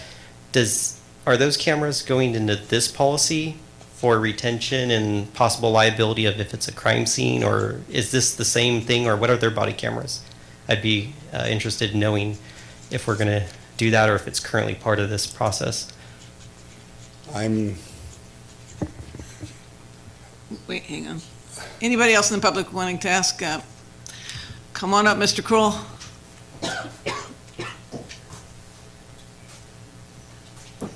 Good evening, council members. My name is Michael Kroll. I just would like to say that I think that body cameras are an excellent idea. When you look at the liabilities that the cities face today, any other public agencies, but particularly the police departments, and there's so many attorneys out there looking for something to chase, but nonetheless, it happens, and to have that body camera and the actual action taking place so fast, and officers have to make snap decisions. Just one lawsuit would make this price of this system seem like chicken feed. So that's all I'm going to say. Thank you, Mr. Kroll. Anybody else? Okay, well, I will close the public hearing and bring it back. Who's going to? Chief Deloney's going to answer?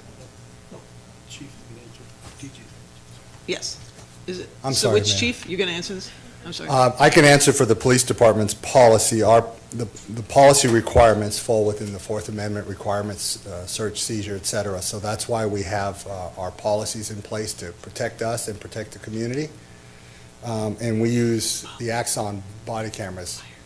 So hopefully, if you have questions specifically to fire department, I have to defer to the fire department. I asked the fire chief, they use GoPros. I'm not sure. I don't know anything about GoPros, I'm sorry. I don't. So it's a separate contract. So the run of the answer is this contract is specific to police and it's not crossover between fire and police. Okay. Thank you. Okay. So, what's the will of council? Move to advance and/or adopt motion and resolution. Can we have a motion and a resolution by the vice mayor? And your time's up. I'll second. We have a second by Becky. Just before we close this, I want to thank you for putting the time and effort into this. I may be the only person in this room who actually wore one. I was with Modesto PD when they started wearing it. It's awkward, but it actually helped a lot of officers get out of allegations that weren't fair. And then some got in trouble for, using potty mouth or something of that nature. So it does clean up the conversations that are had. So I'm proud that we're going to be doing this and getting on board with Stanislaus County. Clerk, call the roll. Councilmember Ariano? Yes. Councilmember Nazrati? Yes? Councilmember Larson? Yes. Councilmember Esquer, Yes. Mayor Bublak. Yes, passes 5-0. Thank you. Limp along over there. What's wrong?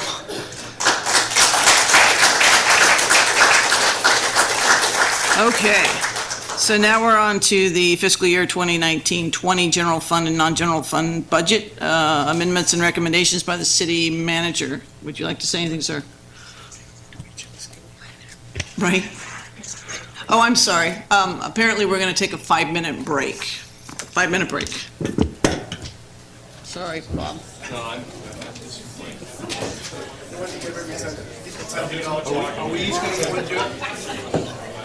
You might need it. Tell Milton. Would you tell Milton Richards? We gotta bring it to you. Don't make him take an extra step. Seriously, right? You guys got issues. Just throw it. No more steps. No more steps. Don't do it high. Nobody asked me how long this lasts. The battery life, what is it? You feel what's cool about this? I think you'll be cool.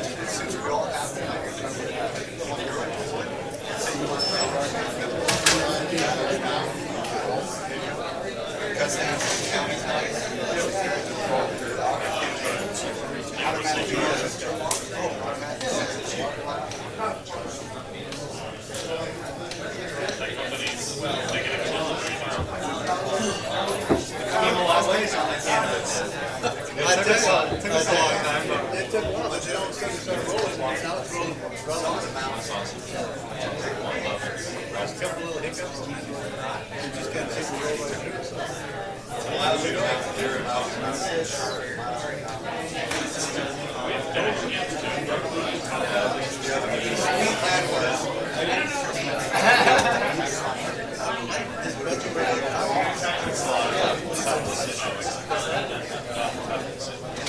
Down the line, like I said back there,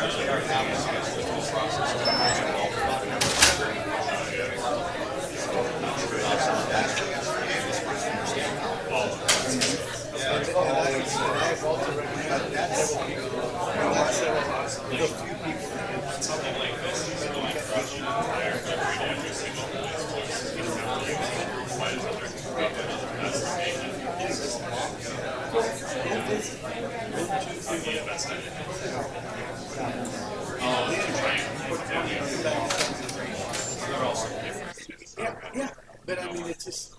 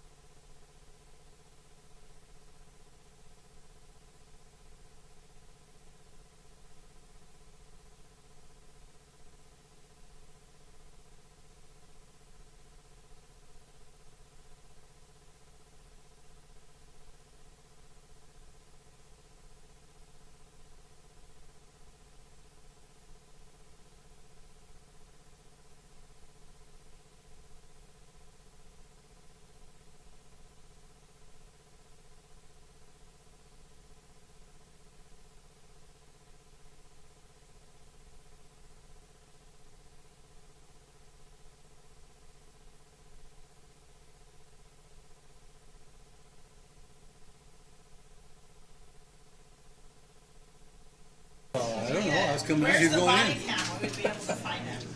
That's not him. Okay, well, we can start with that. I'm certain he's going to be able to preview it. We got it on video camera. Okay, so request to adopt the fiscal year 2019-20 general fund and non-general fund budgets with amendments as recommended by city manager. Mr. Lawton, sir. Thank you, Madam Mayor, and I will be brief in my remarks, but I do have a couple body cameras I'd like to cite. No.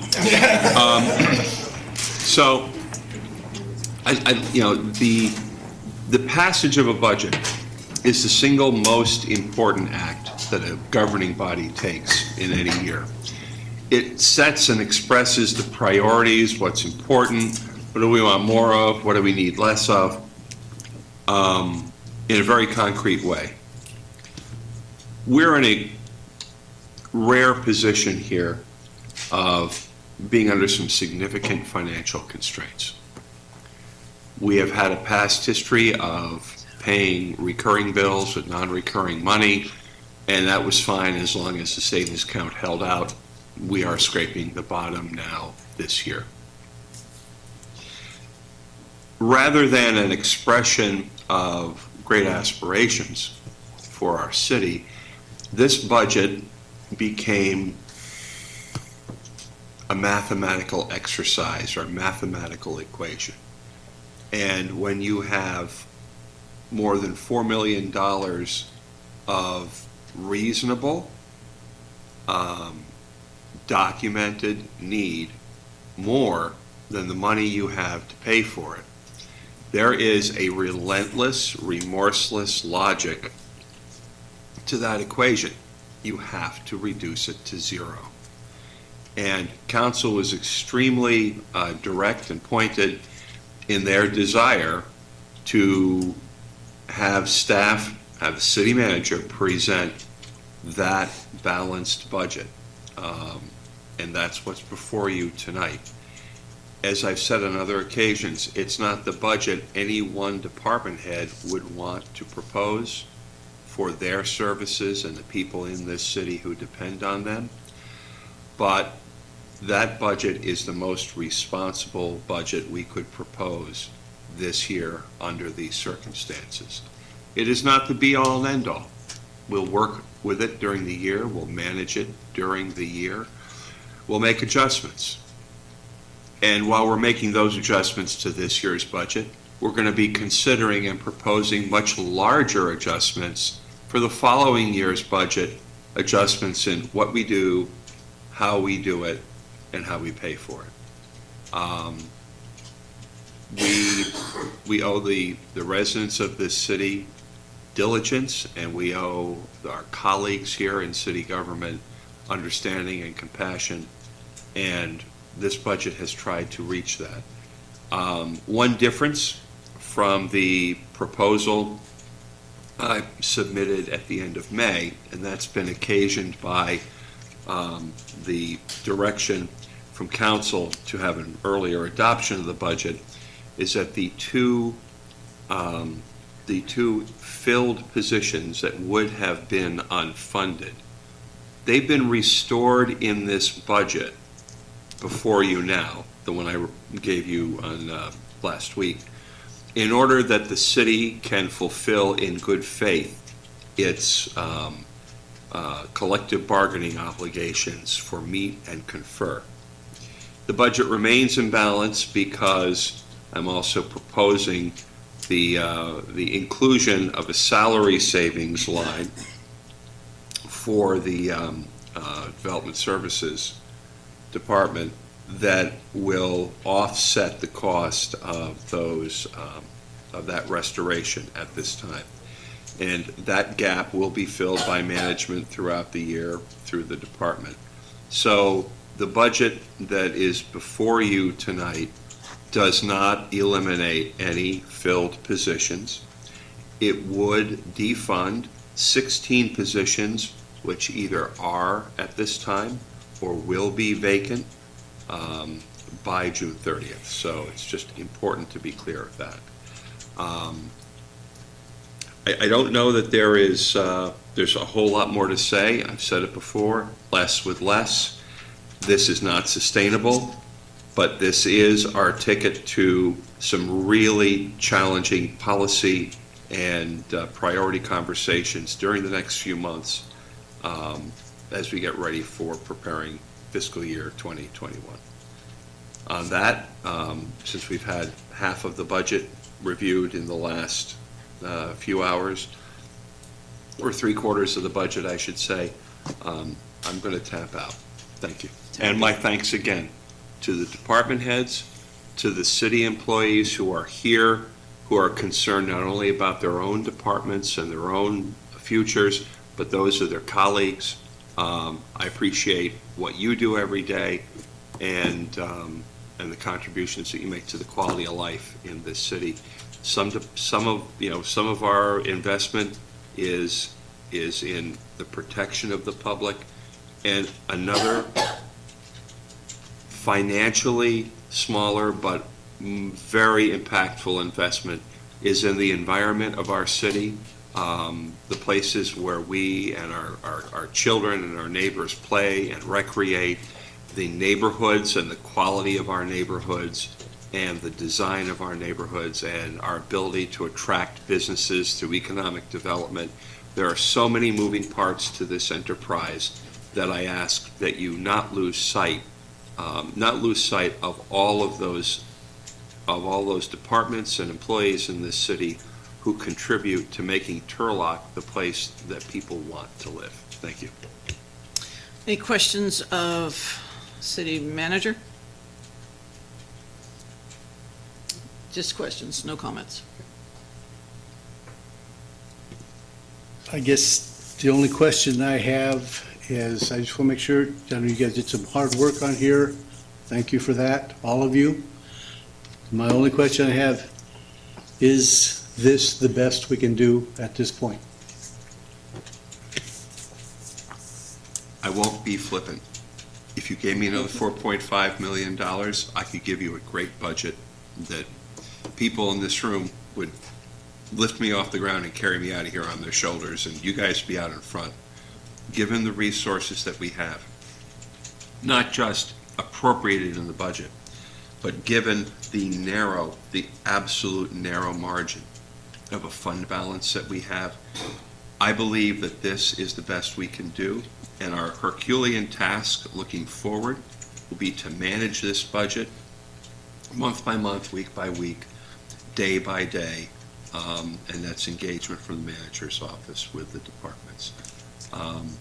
There are better budgets out there, but this is the one we can afford. Other questions of staff?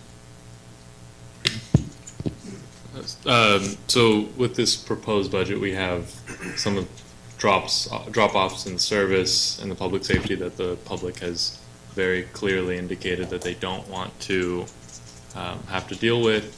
I'm wondering if we come here and we approve this balanced budget, what is the next step for us to review operational efficiencies on a department level, a department-wide, to see if there's opportunities for us to be more efficient with our spend across the organization to restore service levels on the front lines? Obviously, as I think I'd mentioned earlier, we're going to start the work of evaluating the organization again, beginning of July. The important thing to remember, I think, is about 80% of our general fund budget is in personnel. And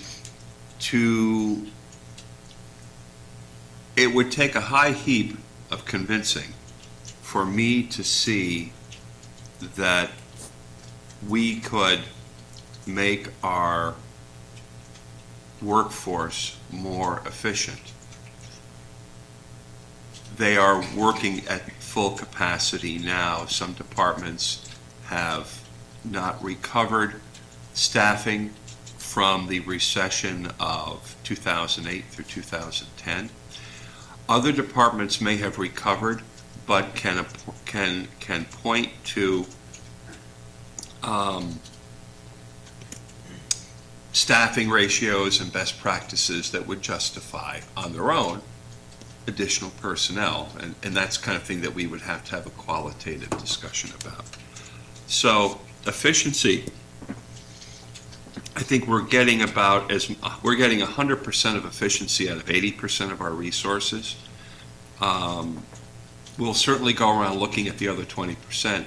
But that was my charter to the departments when they made up the budget this year, was in your operations, in your supplies, in your contracts, in your technology expenses, squeeze it all out, get all the juice out of that orange, and come back with a budget that is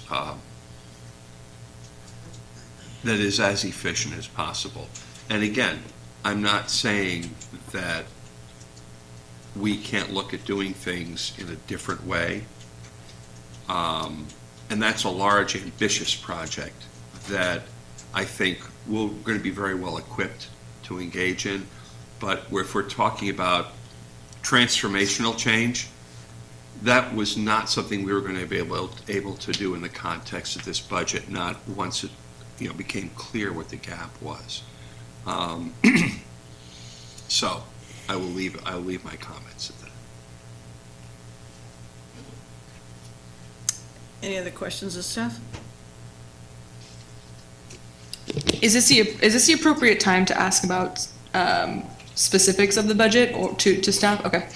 The one thing that I wanted to get a clearer picture on is the $100,000 for economic development.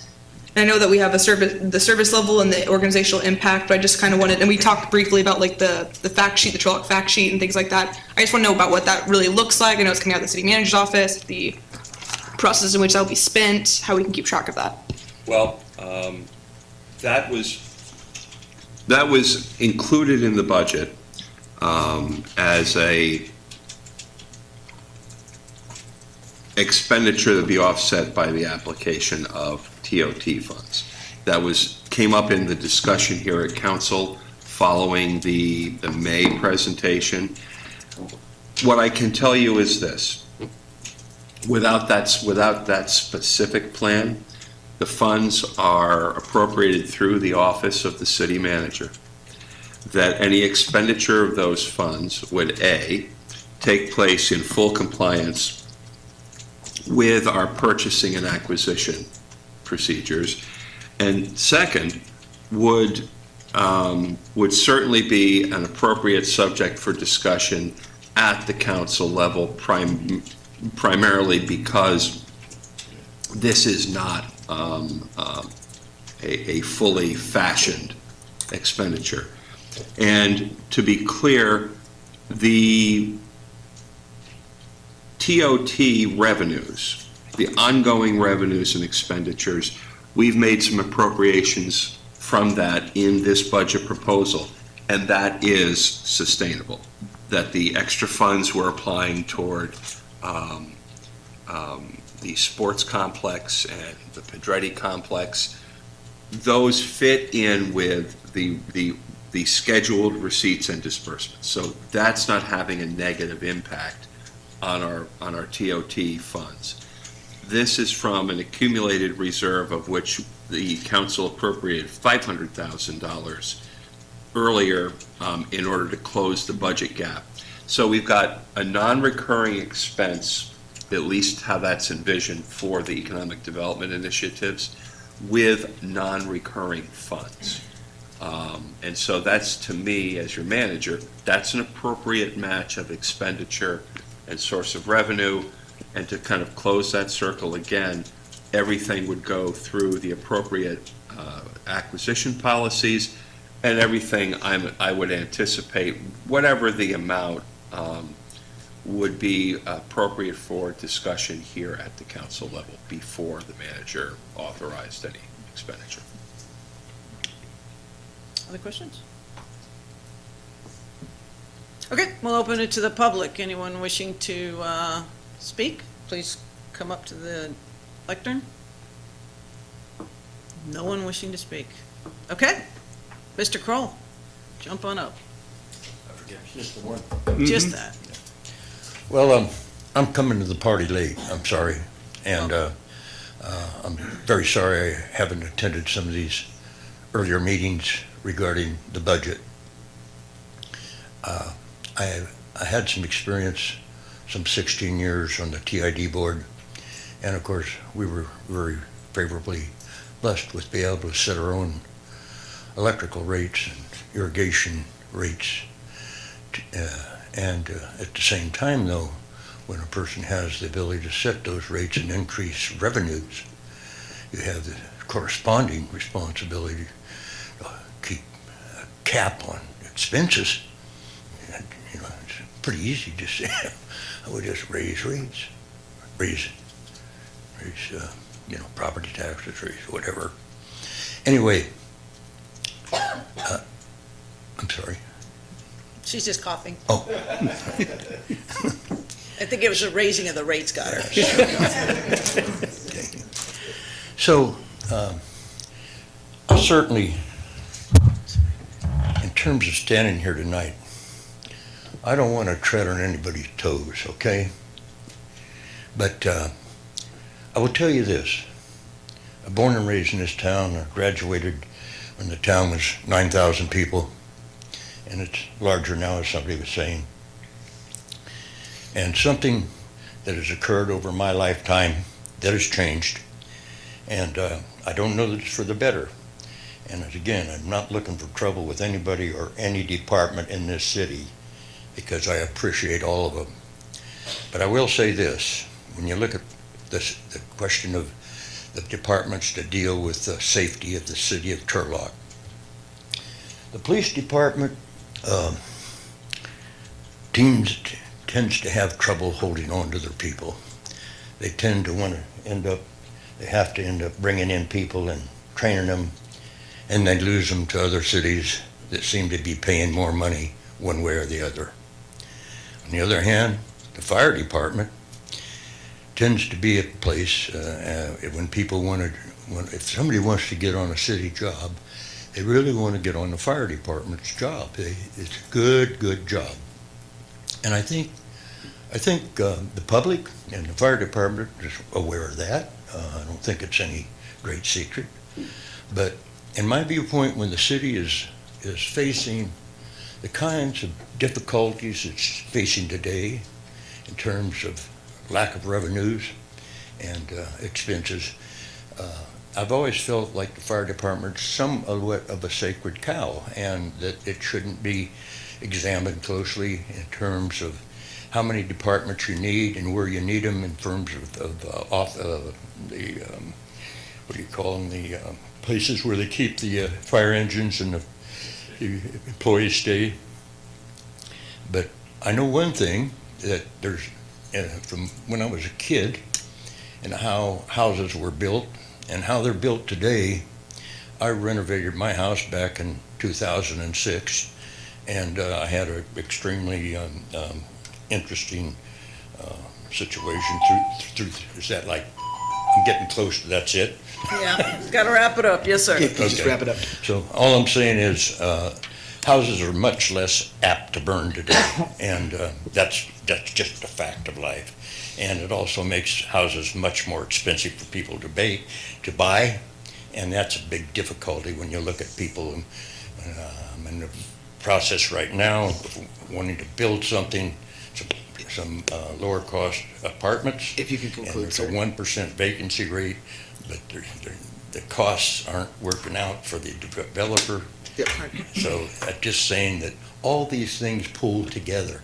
They all Mr. tie Coulter, together. you have to finish. So I think you're saying that's enough. Yes. Yep. Okay. All right, thank you. Thank you, sir. Mark, did you tell him that? He's hard to hear. Anyone else in public wishing to speak? Terry?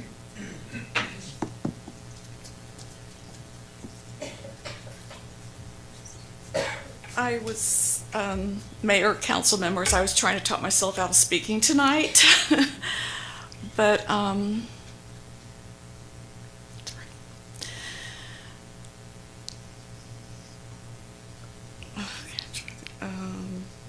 totally forgot what I was going to say when I got up here.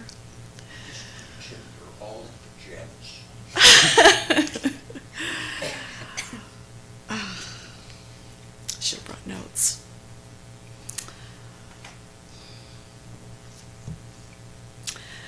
We can't afford to let the police department dwindle. It's too important to our whole city. The police department is stretched really thin. We all know that. We need every one of our police officers. I can't think what else I wanted to say. I'm so sorry. That's all right. Thank you for coming up. Anyone else? Mr. Franzen.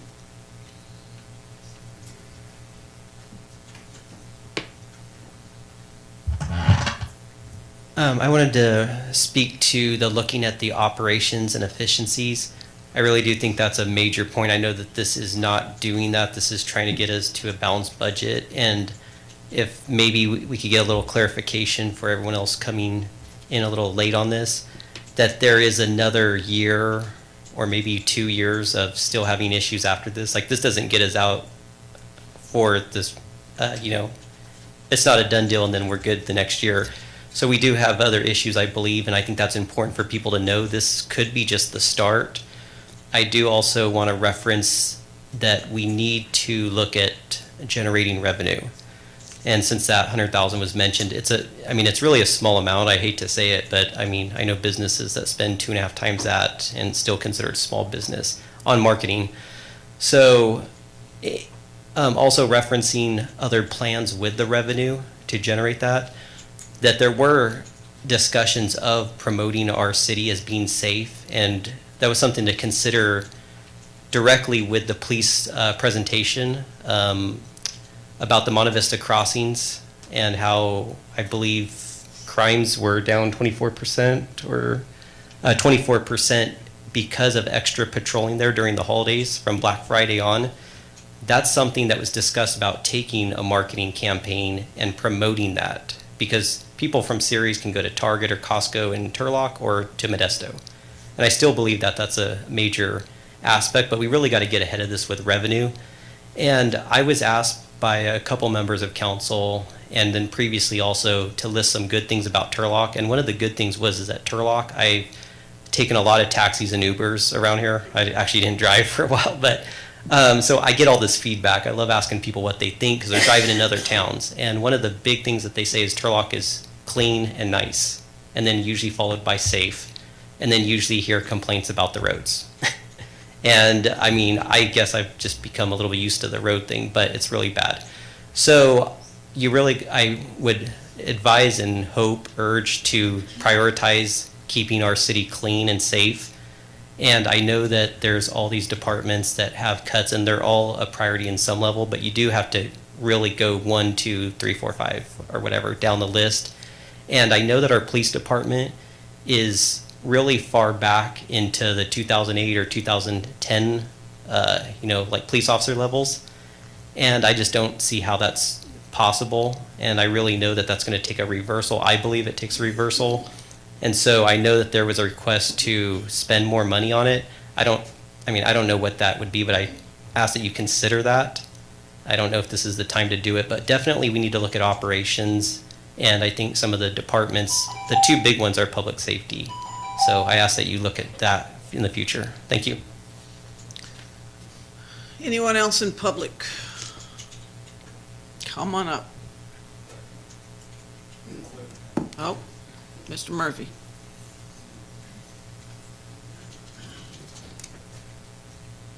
Mayor, Council, thank you. I come to you today of a man who wears many hats here.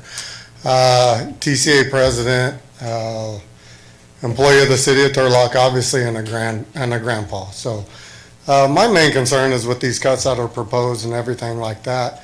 City's only as good as its foundation. And, you got the foundation down here of quality of life. Everybody talks about quality, quality of life, all that stuff. Quality of life, you have the parks, you have development services, you have all those areas with the street lightings and stuff like that.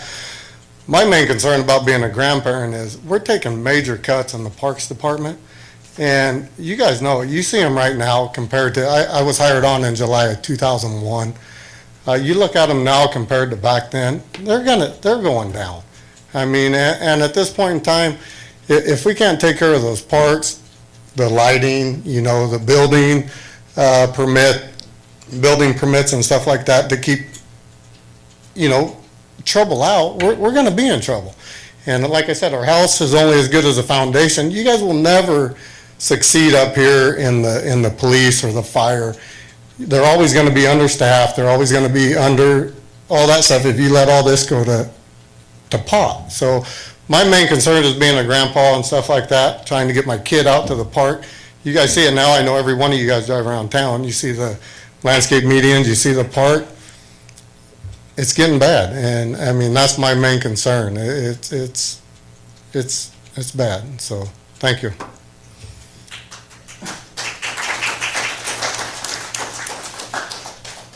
Brandon?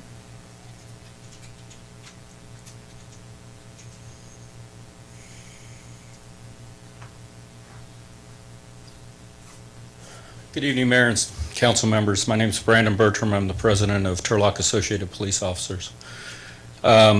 There's no way possible I can speak to what I speak to in 3 minutes, so I'll do my best to hit the high points. Voting to accept a zero deficit budget is not an illogical decision.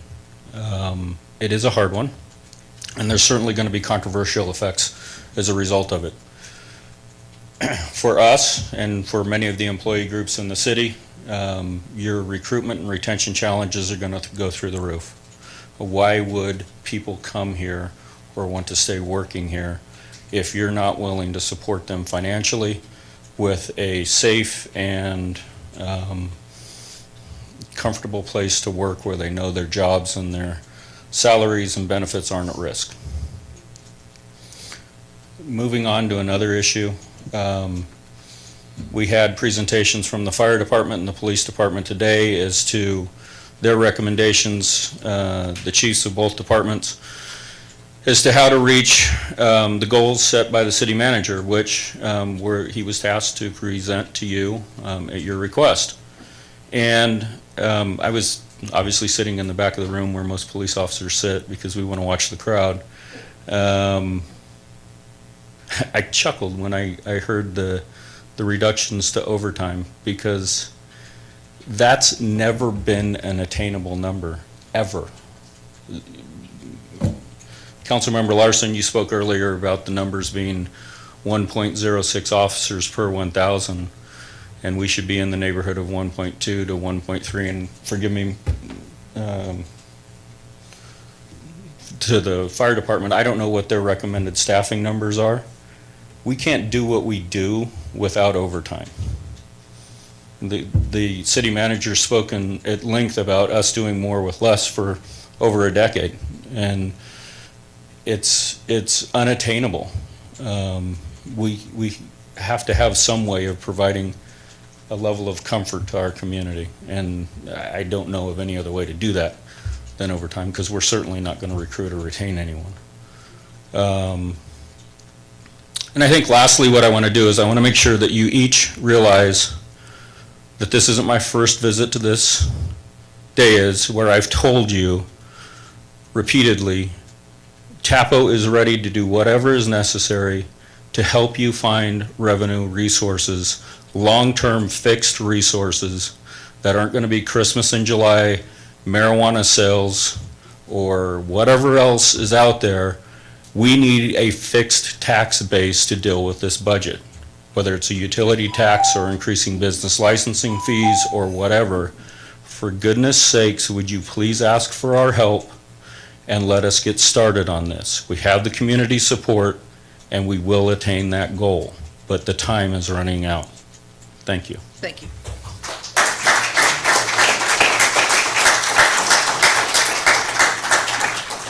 Anyone else? Terry's ready? Okay, you got a minute and a half left of your time. No, I'm just kidding. Okay, I know that we're trying to get a balanced budget, and I know I can see how difficult it is. What I want to say is that cuts and cutbacks are all well and good, and so it looks to me as though we're approaching that goal very well. But once those are established, next we must strongly focus on the details of how to increase our revenue sources. You can't just keep cutting. You have to start figuring out where to bring in the money to get us out of that hole. So that's the next part of the essential equation. I'd like to know when we will see some of those items on the agendas. What are the specific areas that we plan to put, the specific areas that are planned to put forth to the city council towards the goal of increasing city revenue? When can citizens expect to see them presented in detail and reported on in upcoming agendas? I think it's time we see specific ideas on the agendas. The sooner the details are identified and information brought to the forefront of public attention, the sooner progress can be made towards solvency. Surely we cannot wait any longer. As you know, this is already an urgent matter. Thank you. Okay, anybody else? Yes.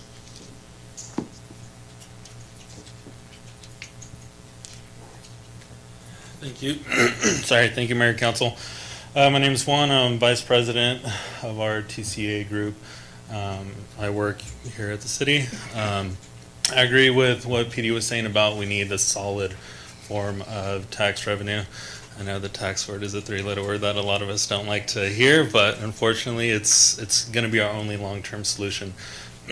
Some of these other funding sources could be hit or miss, but if we get a good tax base, we can improve all aspects of the city. It's not just going to help PD, fire, it's going to help your parks, it's going to help your municipal services. We're all one group.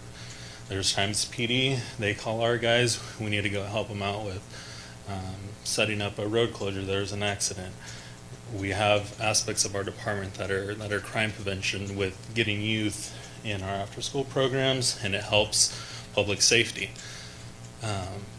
If we don't go for something like a tax in 2 years or whatever, if we don't get a tax approved, the only way you're going to get that money is to start cutting bodies. How you guys are asking about what we're doing for efficiency, I'm penny pinching counting copies when I go to a supervisor meeting. It's like, oh, do I print 8 copies of an agenda? No, I'll just print one and everyone else can take notes if they want. So it's like we're already doing those things to create efficiencies in our department. We're working on increasing revenue, at least in Parks and Rec. We're going to be presenting in 2 weeks on an advertisement opportunity for Pedretti Park. So we're already doing that stuff to address the 20% of the general fund. It's not going to come from the 20% if you guys don't get a tax initiative on board. It's going to come from the 80%. The people you see in green shirts and their button-ups and their orange shirts, whatever it may be, it's like that's where the cuts are going to come from if we don't take this revenue seriously. So I just ask that you guys strongly consider the 3-letter T-word tax and start looking into that, because it's not going to come easy in 2 years when you guys are looking at these faces saying, all right, who are we going to have to cut? So I just ask that you guys please take that into consideration and just look out for the better of the whole city. Thank you.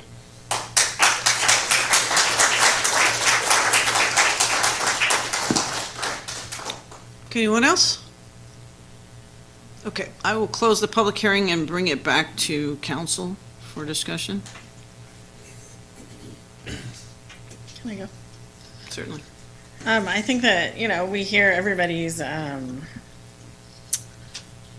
points of view, and we probably agree with 99% of them. So we're not up here to be the mean kids. We're up here to make sure that, we can cash, or you guys can cash your paychecks. So I would move that we would consider adopting the general fund and non-general fund budget, with the caveat is the work is just beginning. Okay, is there a second? We can, absolutely can discuss. Yeah, Let's get it. So with the T word, if we do go about bringing a tax before the citizens, at what point will we see the revenue increase? The earliest we could get a regularly scheduled vote on a revenue measure would be November of 2020. That would make it too late to include in the it would make it too late to include any of those revenues in the 2020-21 budget, but they would begin to accrue, and I would say probably sometime within the first, depending on the nature of the tax, which one it is, and all the rest of it, you'd start to see money come in around the first of the year following. Certainly, you'd have enough of a sense from those collections about how to incorporate them in the budget for 21, 22. But it would be premature to say, yeah, we're going to project any of that when you're making up the 2021 budget. And I would just say in that vein, we've had, previous council had, I think, 2 revenue presentations within a year. I think Kelly Jacobs Hunter would be like a jack in the box, ready to pop right up. You've done it often enough, Kelly. We've got the slideshows, that is what I'm talking about. So your staff, the city staff, is certainly prepared to bring those options to you and help you discuss them intelligently, and give you some projections of what, if we do A, B will happen, if we do C, D will happen. So right now, with this balanced budget for 1920, we will likely have to make similar recommendations for 2021, and then at 21-22 is when we could see the new money coming in, make a return, just service levels of people's expectations. Any additional revenues requiring approval of the voting public, that's the calendar we're looking at. Mm-hmm. Just to elaborate further, if you were to call a special, it's $250,000 when we ran the numbers. So that gives you an idea of the scale of the cost with no surety of the success. Yes. Yeah, just comments. Again, I want to thank all the directors because I know we put them under the gun when we said we wanted a zero budget. Please understand that I think anybody that's spoken to me or has listened to me knows the last thing I want to see is reduction in services. No, even actually the last thing I wanted to see is reduction in personnel. Next thing I would not like to see after that would be the reduction in services. But the way I'm looking at everything, bottom line is just the way I look at it, we need $10 million right now just to get back to where we were. We got to put money back in the reserves. We've got to get another $4 or $5 million just to be able to budget the services that we were giving last year, okay? So I don't see $10 million right now. I keep asking, and we're going to be looking at more revenue. So I know lots of people are concerned with the revenue issue. You keep hearing us. We are too. We want to find more ways to make that revenue to get back to where we were and get even further ahead than where we've been. But anyway, just personally, I think we have to start at zero and then keep working. Yes, it's not over. We're not done. I've got another year and a half in this chair at least. Keep my fingers crossed. And I'm going to do whatever I can to help find revenue to get the city back to where we're supposed to be. Okay? That's all I got to say. Did you want a second? And at this time, I will second Councilwoman Ariano's motion. Councilmember Larson. I made a similar comment when we had the first budget workshop, but that this budget really represents us living within our means. And living within our means should not mean that we're cutting services, positions, and programs because these cuts aren't excess. We're cutting the things that we need. We're consciously lowering the standard of our city to a standard that we can afford right now. This budget should be the catalyst that strongly encourages us to seriously consider revenue increases, even if those sources of revenues make some people up here uncomfortable, including me. We are experiencing growing pains by our city simply outgrowing our current budget. Even if our council was approving, even the past councils that were approving deficit spending budgets, we were still below standards in a lot of departments and understaffed.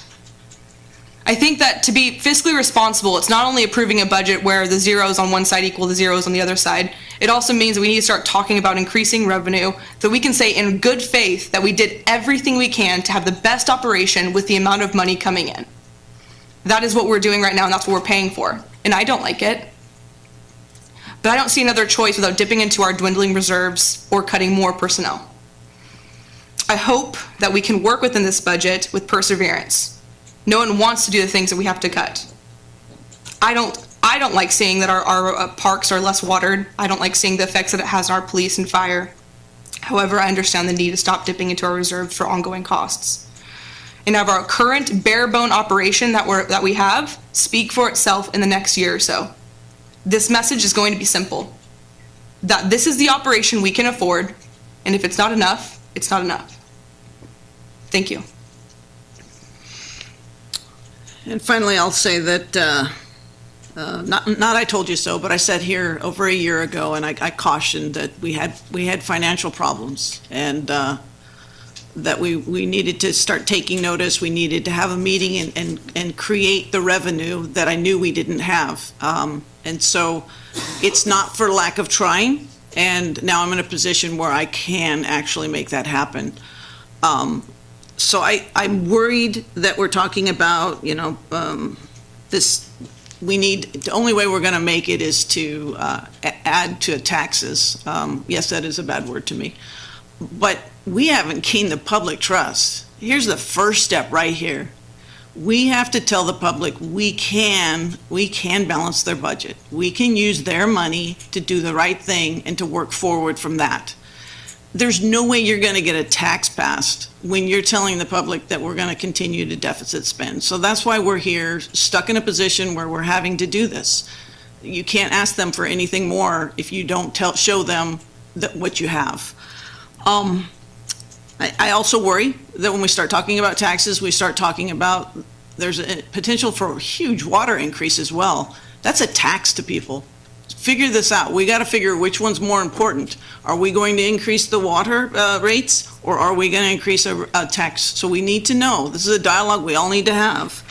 And finally, this is a working product where this is going to be the way it always is. And every 30 days, we're going to hear who's over, who's under, what's going on.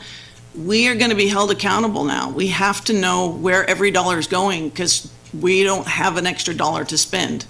But we will be mindful, and we will bring it out to the public constantly, help us vet these ideas. We've been trashing these ideas of revenue around for a long time now. And it's just a matter of deciding what we're going to do. Are we going to raise water rates? Because that's a tax to people. Are we going to go and do something with a business license that's going to yield us only $300,000, $400,000? What do we want to do? We'll have that dialogue in public. We'll ask for your help because it's you, the taxpayers, that we're supposed to be representing. And I hope that this is something that the public looks at us and says, thank you, you're instilling that public trust back with us. And at that, I would ask for you to call the roll. Councilmember Ariano? Yes. Councilmember Nazrati? Yes. Councilmember Larson? Yes. Councilmember Esquer? Yes. Mayor Bublak? Yes, it passes 5-0. Thank you to City Manager and staff for all of your work. City Manager report updates? You get 3 minutes. I will gladly yield the balance of my time to our learned counsel and allow City Attorney. I think we've had quite enough today. Thank you, sir. Thank you. Council items for future consideration. Obviously, we have revenue on there. Anything else? Yes. I have a couple things. So I know that proclamations is something that comes up at the top of this, and there's been a handful of proclamations that have come and gone, and we haven't made them. And there's members of the community that have noticed them, and I don't think it's necessarily our intention to not do it, but by choosing to make a certain proclamation and not another, we are at times signaling to the community like a priority. So I think it would be good for us to come up with a process to determine a proclamation calendar with public engagement, the types of things that we are going to recognize as a city, and it's just really give some transparency into that process of the specific things that we want to honor as a community. And then additionally, I think the appointment process is something that would be benefit review, as it's been, as I've seen it since I came into my first council meeting. It's something where we have a vacancy on one of the boards. We don't know who the person is going to be until we sit down at this council meeting, and whoever the mayor is sitting there will say a name, and we basically do a rubber stamping process. And I think that there's some things that we could do where during the selection process, the mayor can make the recommendation included in the agenda to allow for the public to know who the candidate is going to be beforehand, and then actually bring them before whoever the person is that's going to be appointed into the board. Well, it could come before us so we can ask them questions if we have any. I don't think there hasn't been any issues with any of the candidates in particular that have come that we've appointed. I just think that there's an opportunity to create more transparency, give us council members more of a chance to look into the candidates that are coming before them, and then give the public a chance to really understand the people that are sitting in some pretty important seats. Any other council items for future consideration? Council member comments, announcements? Go ahead. I just wanted to thank the police department. This weekend, we had a couple of missing kids, and one of them was a friend of our family's, and the police department did an excellent job at recovering that child. So I just want to say thank you to the police department and the officer that was on the case. He was very gentle and commanding when he needed to be. So one more thing, I just wanted to do one point of clarity, is that Councilmember Nazarati is not on the Business and Bathroom Ad Hoc Committee. Other comments, council members? I just have a question for Allison, I guess. Is the armory empty? It looked to me like they left. I mean, I don't see any vehicles or anything out there, so I was just curious.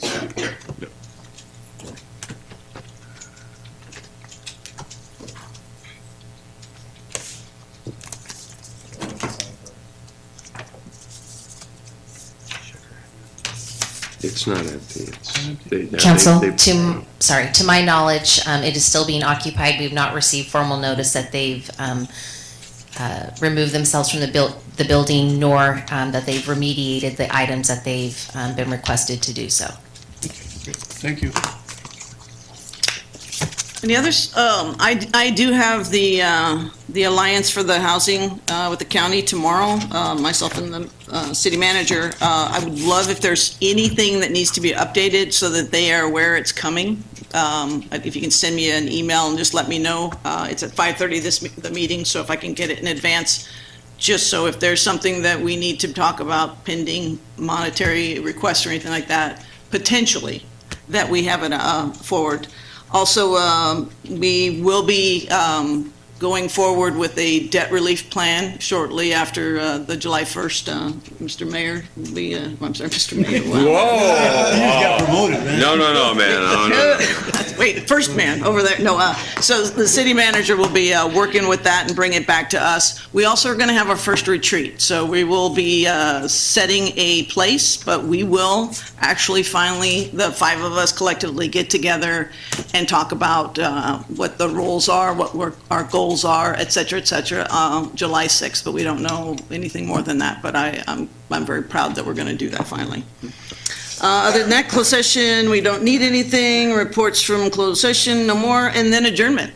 Move to adjourn. And all in favor, say aye. Thank you, everyone.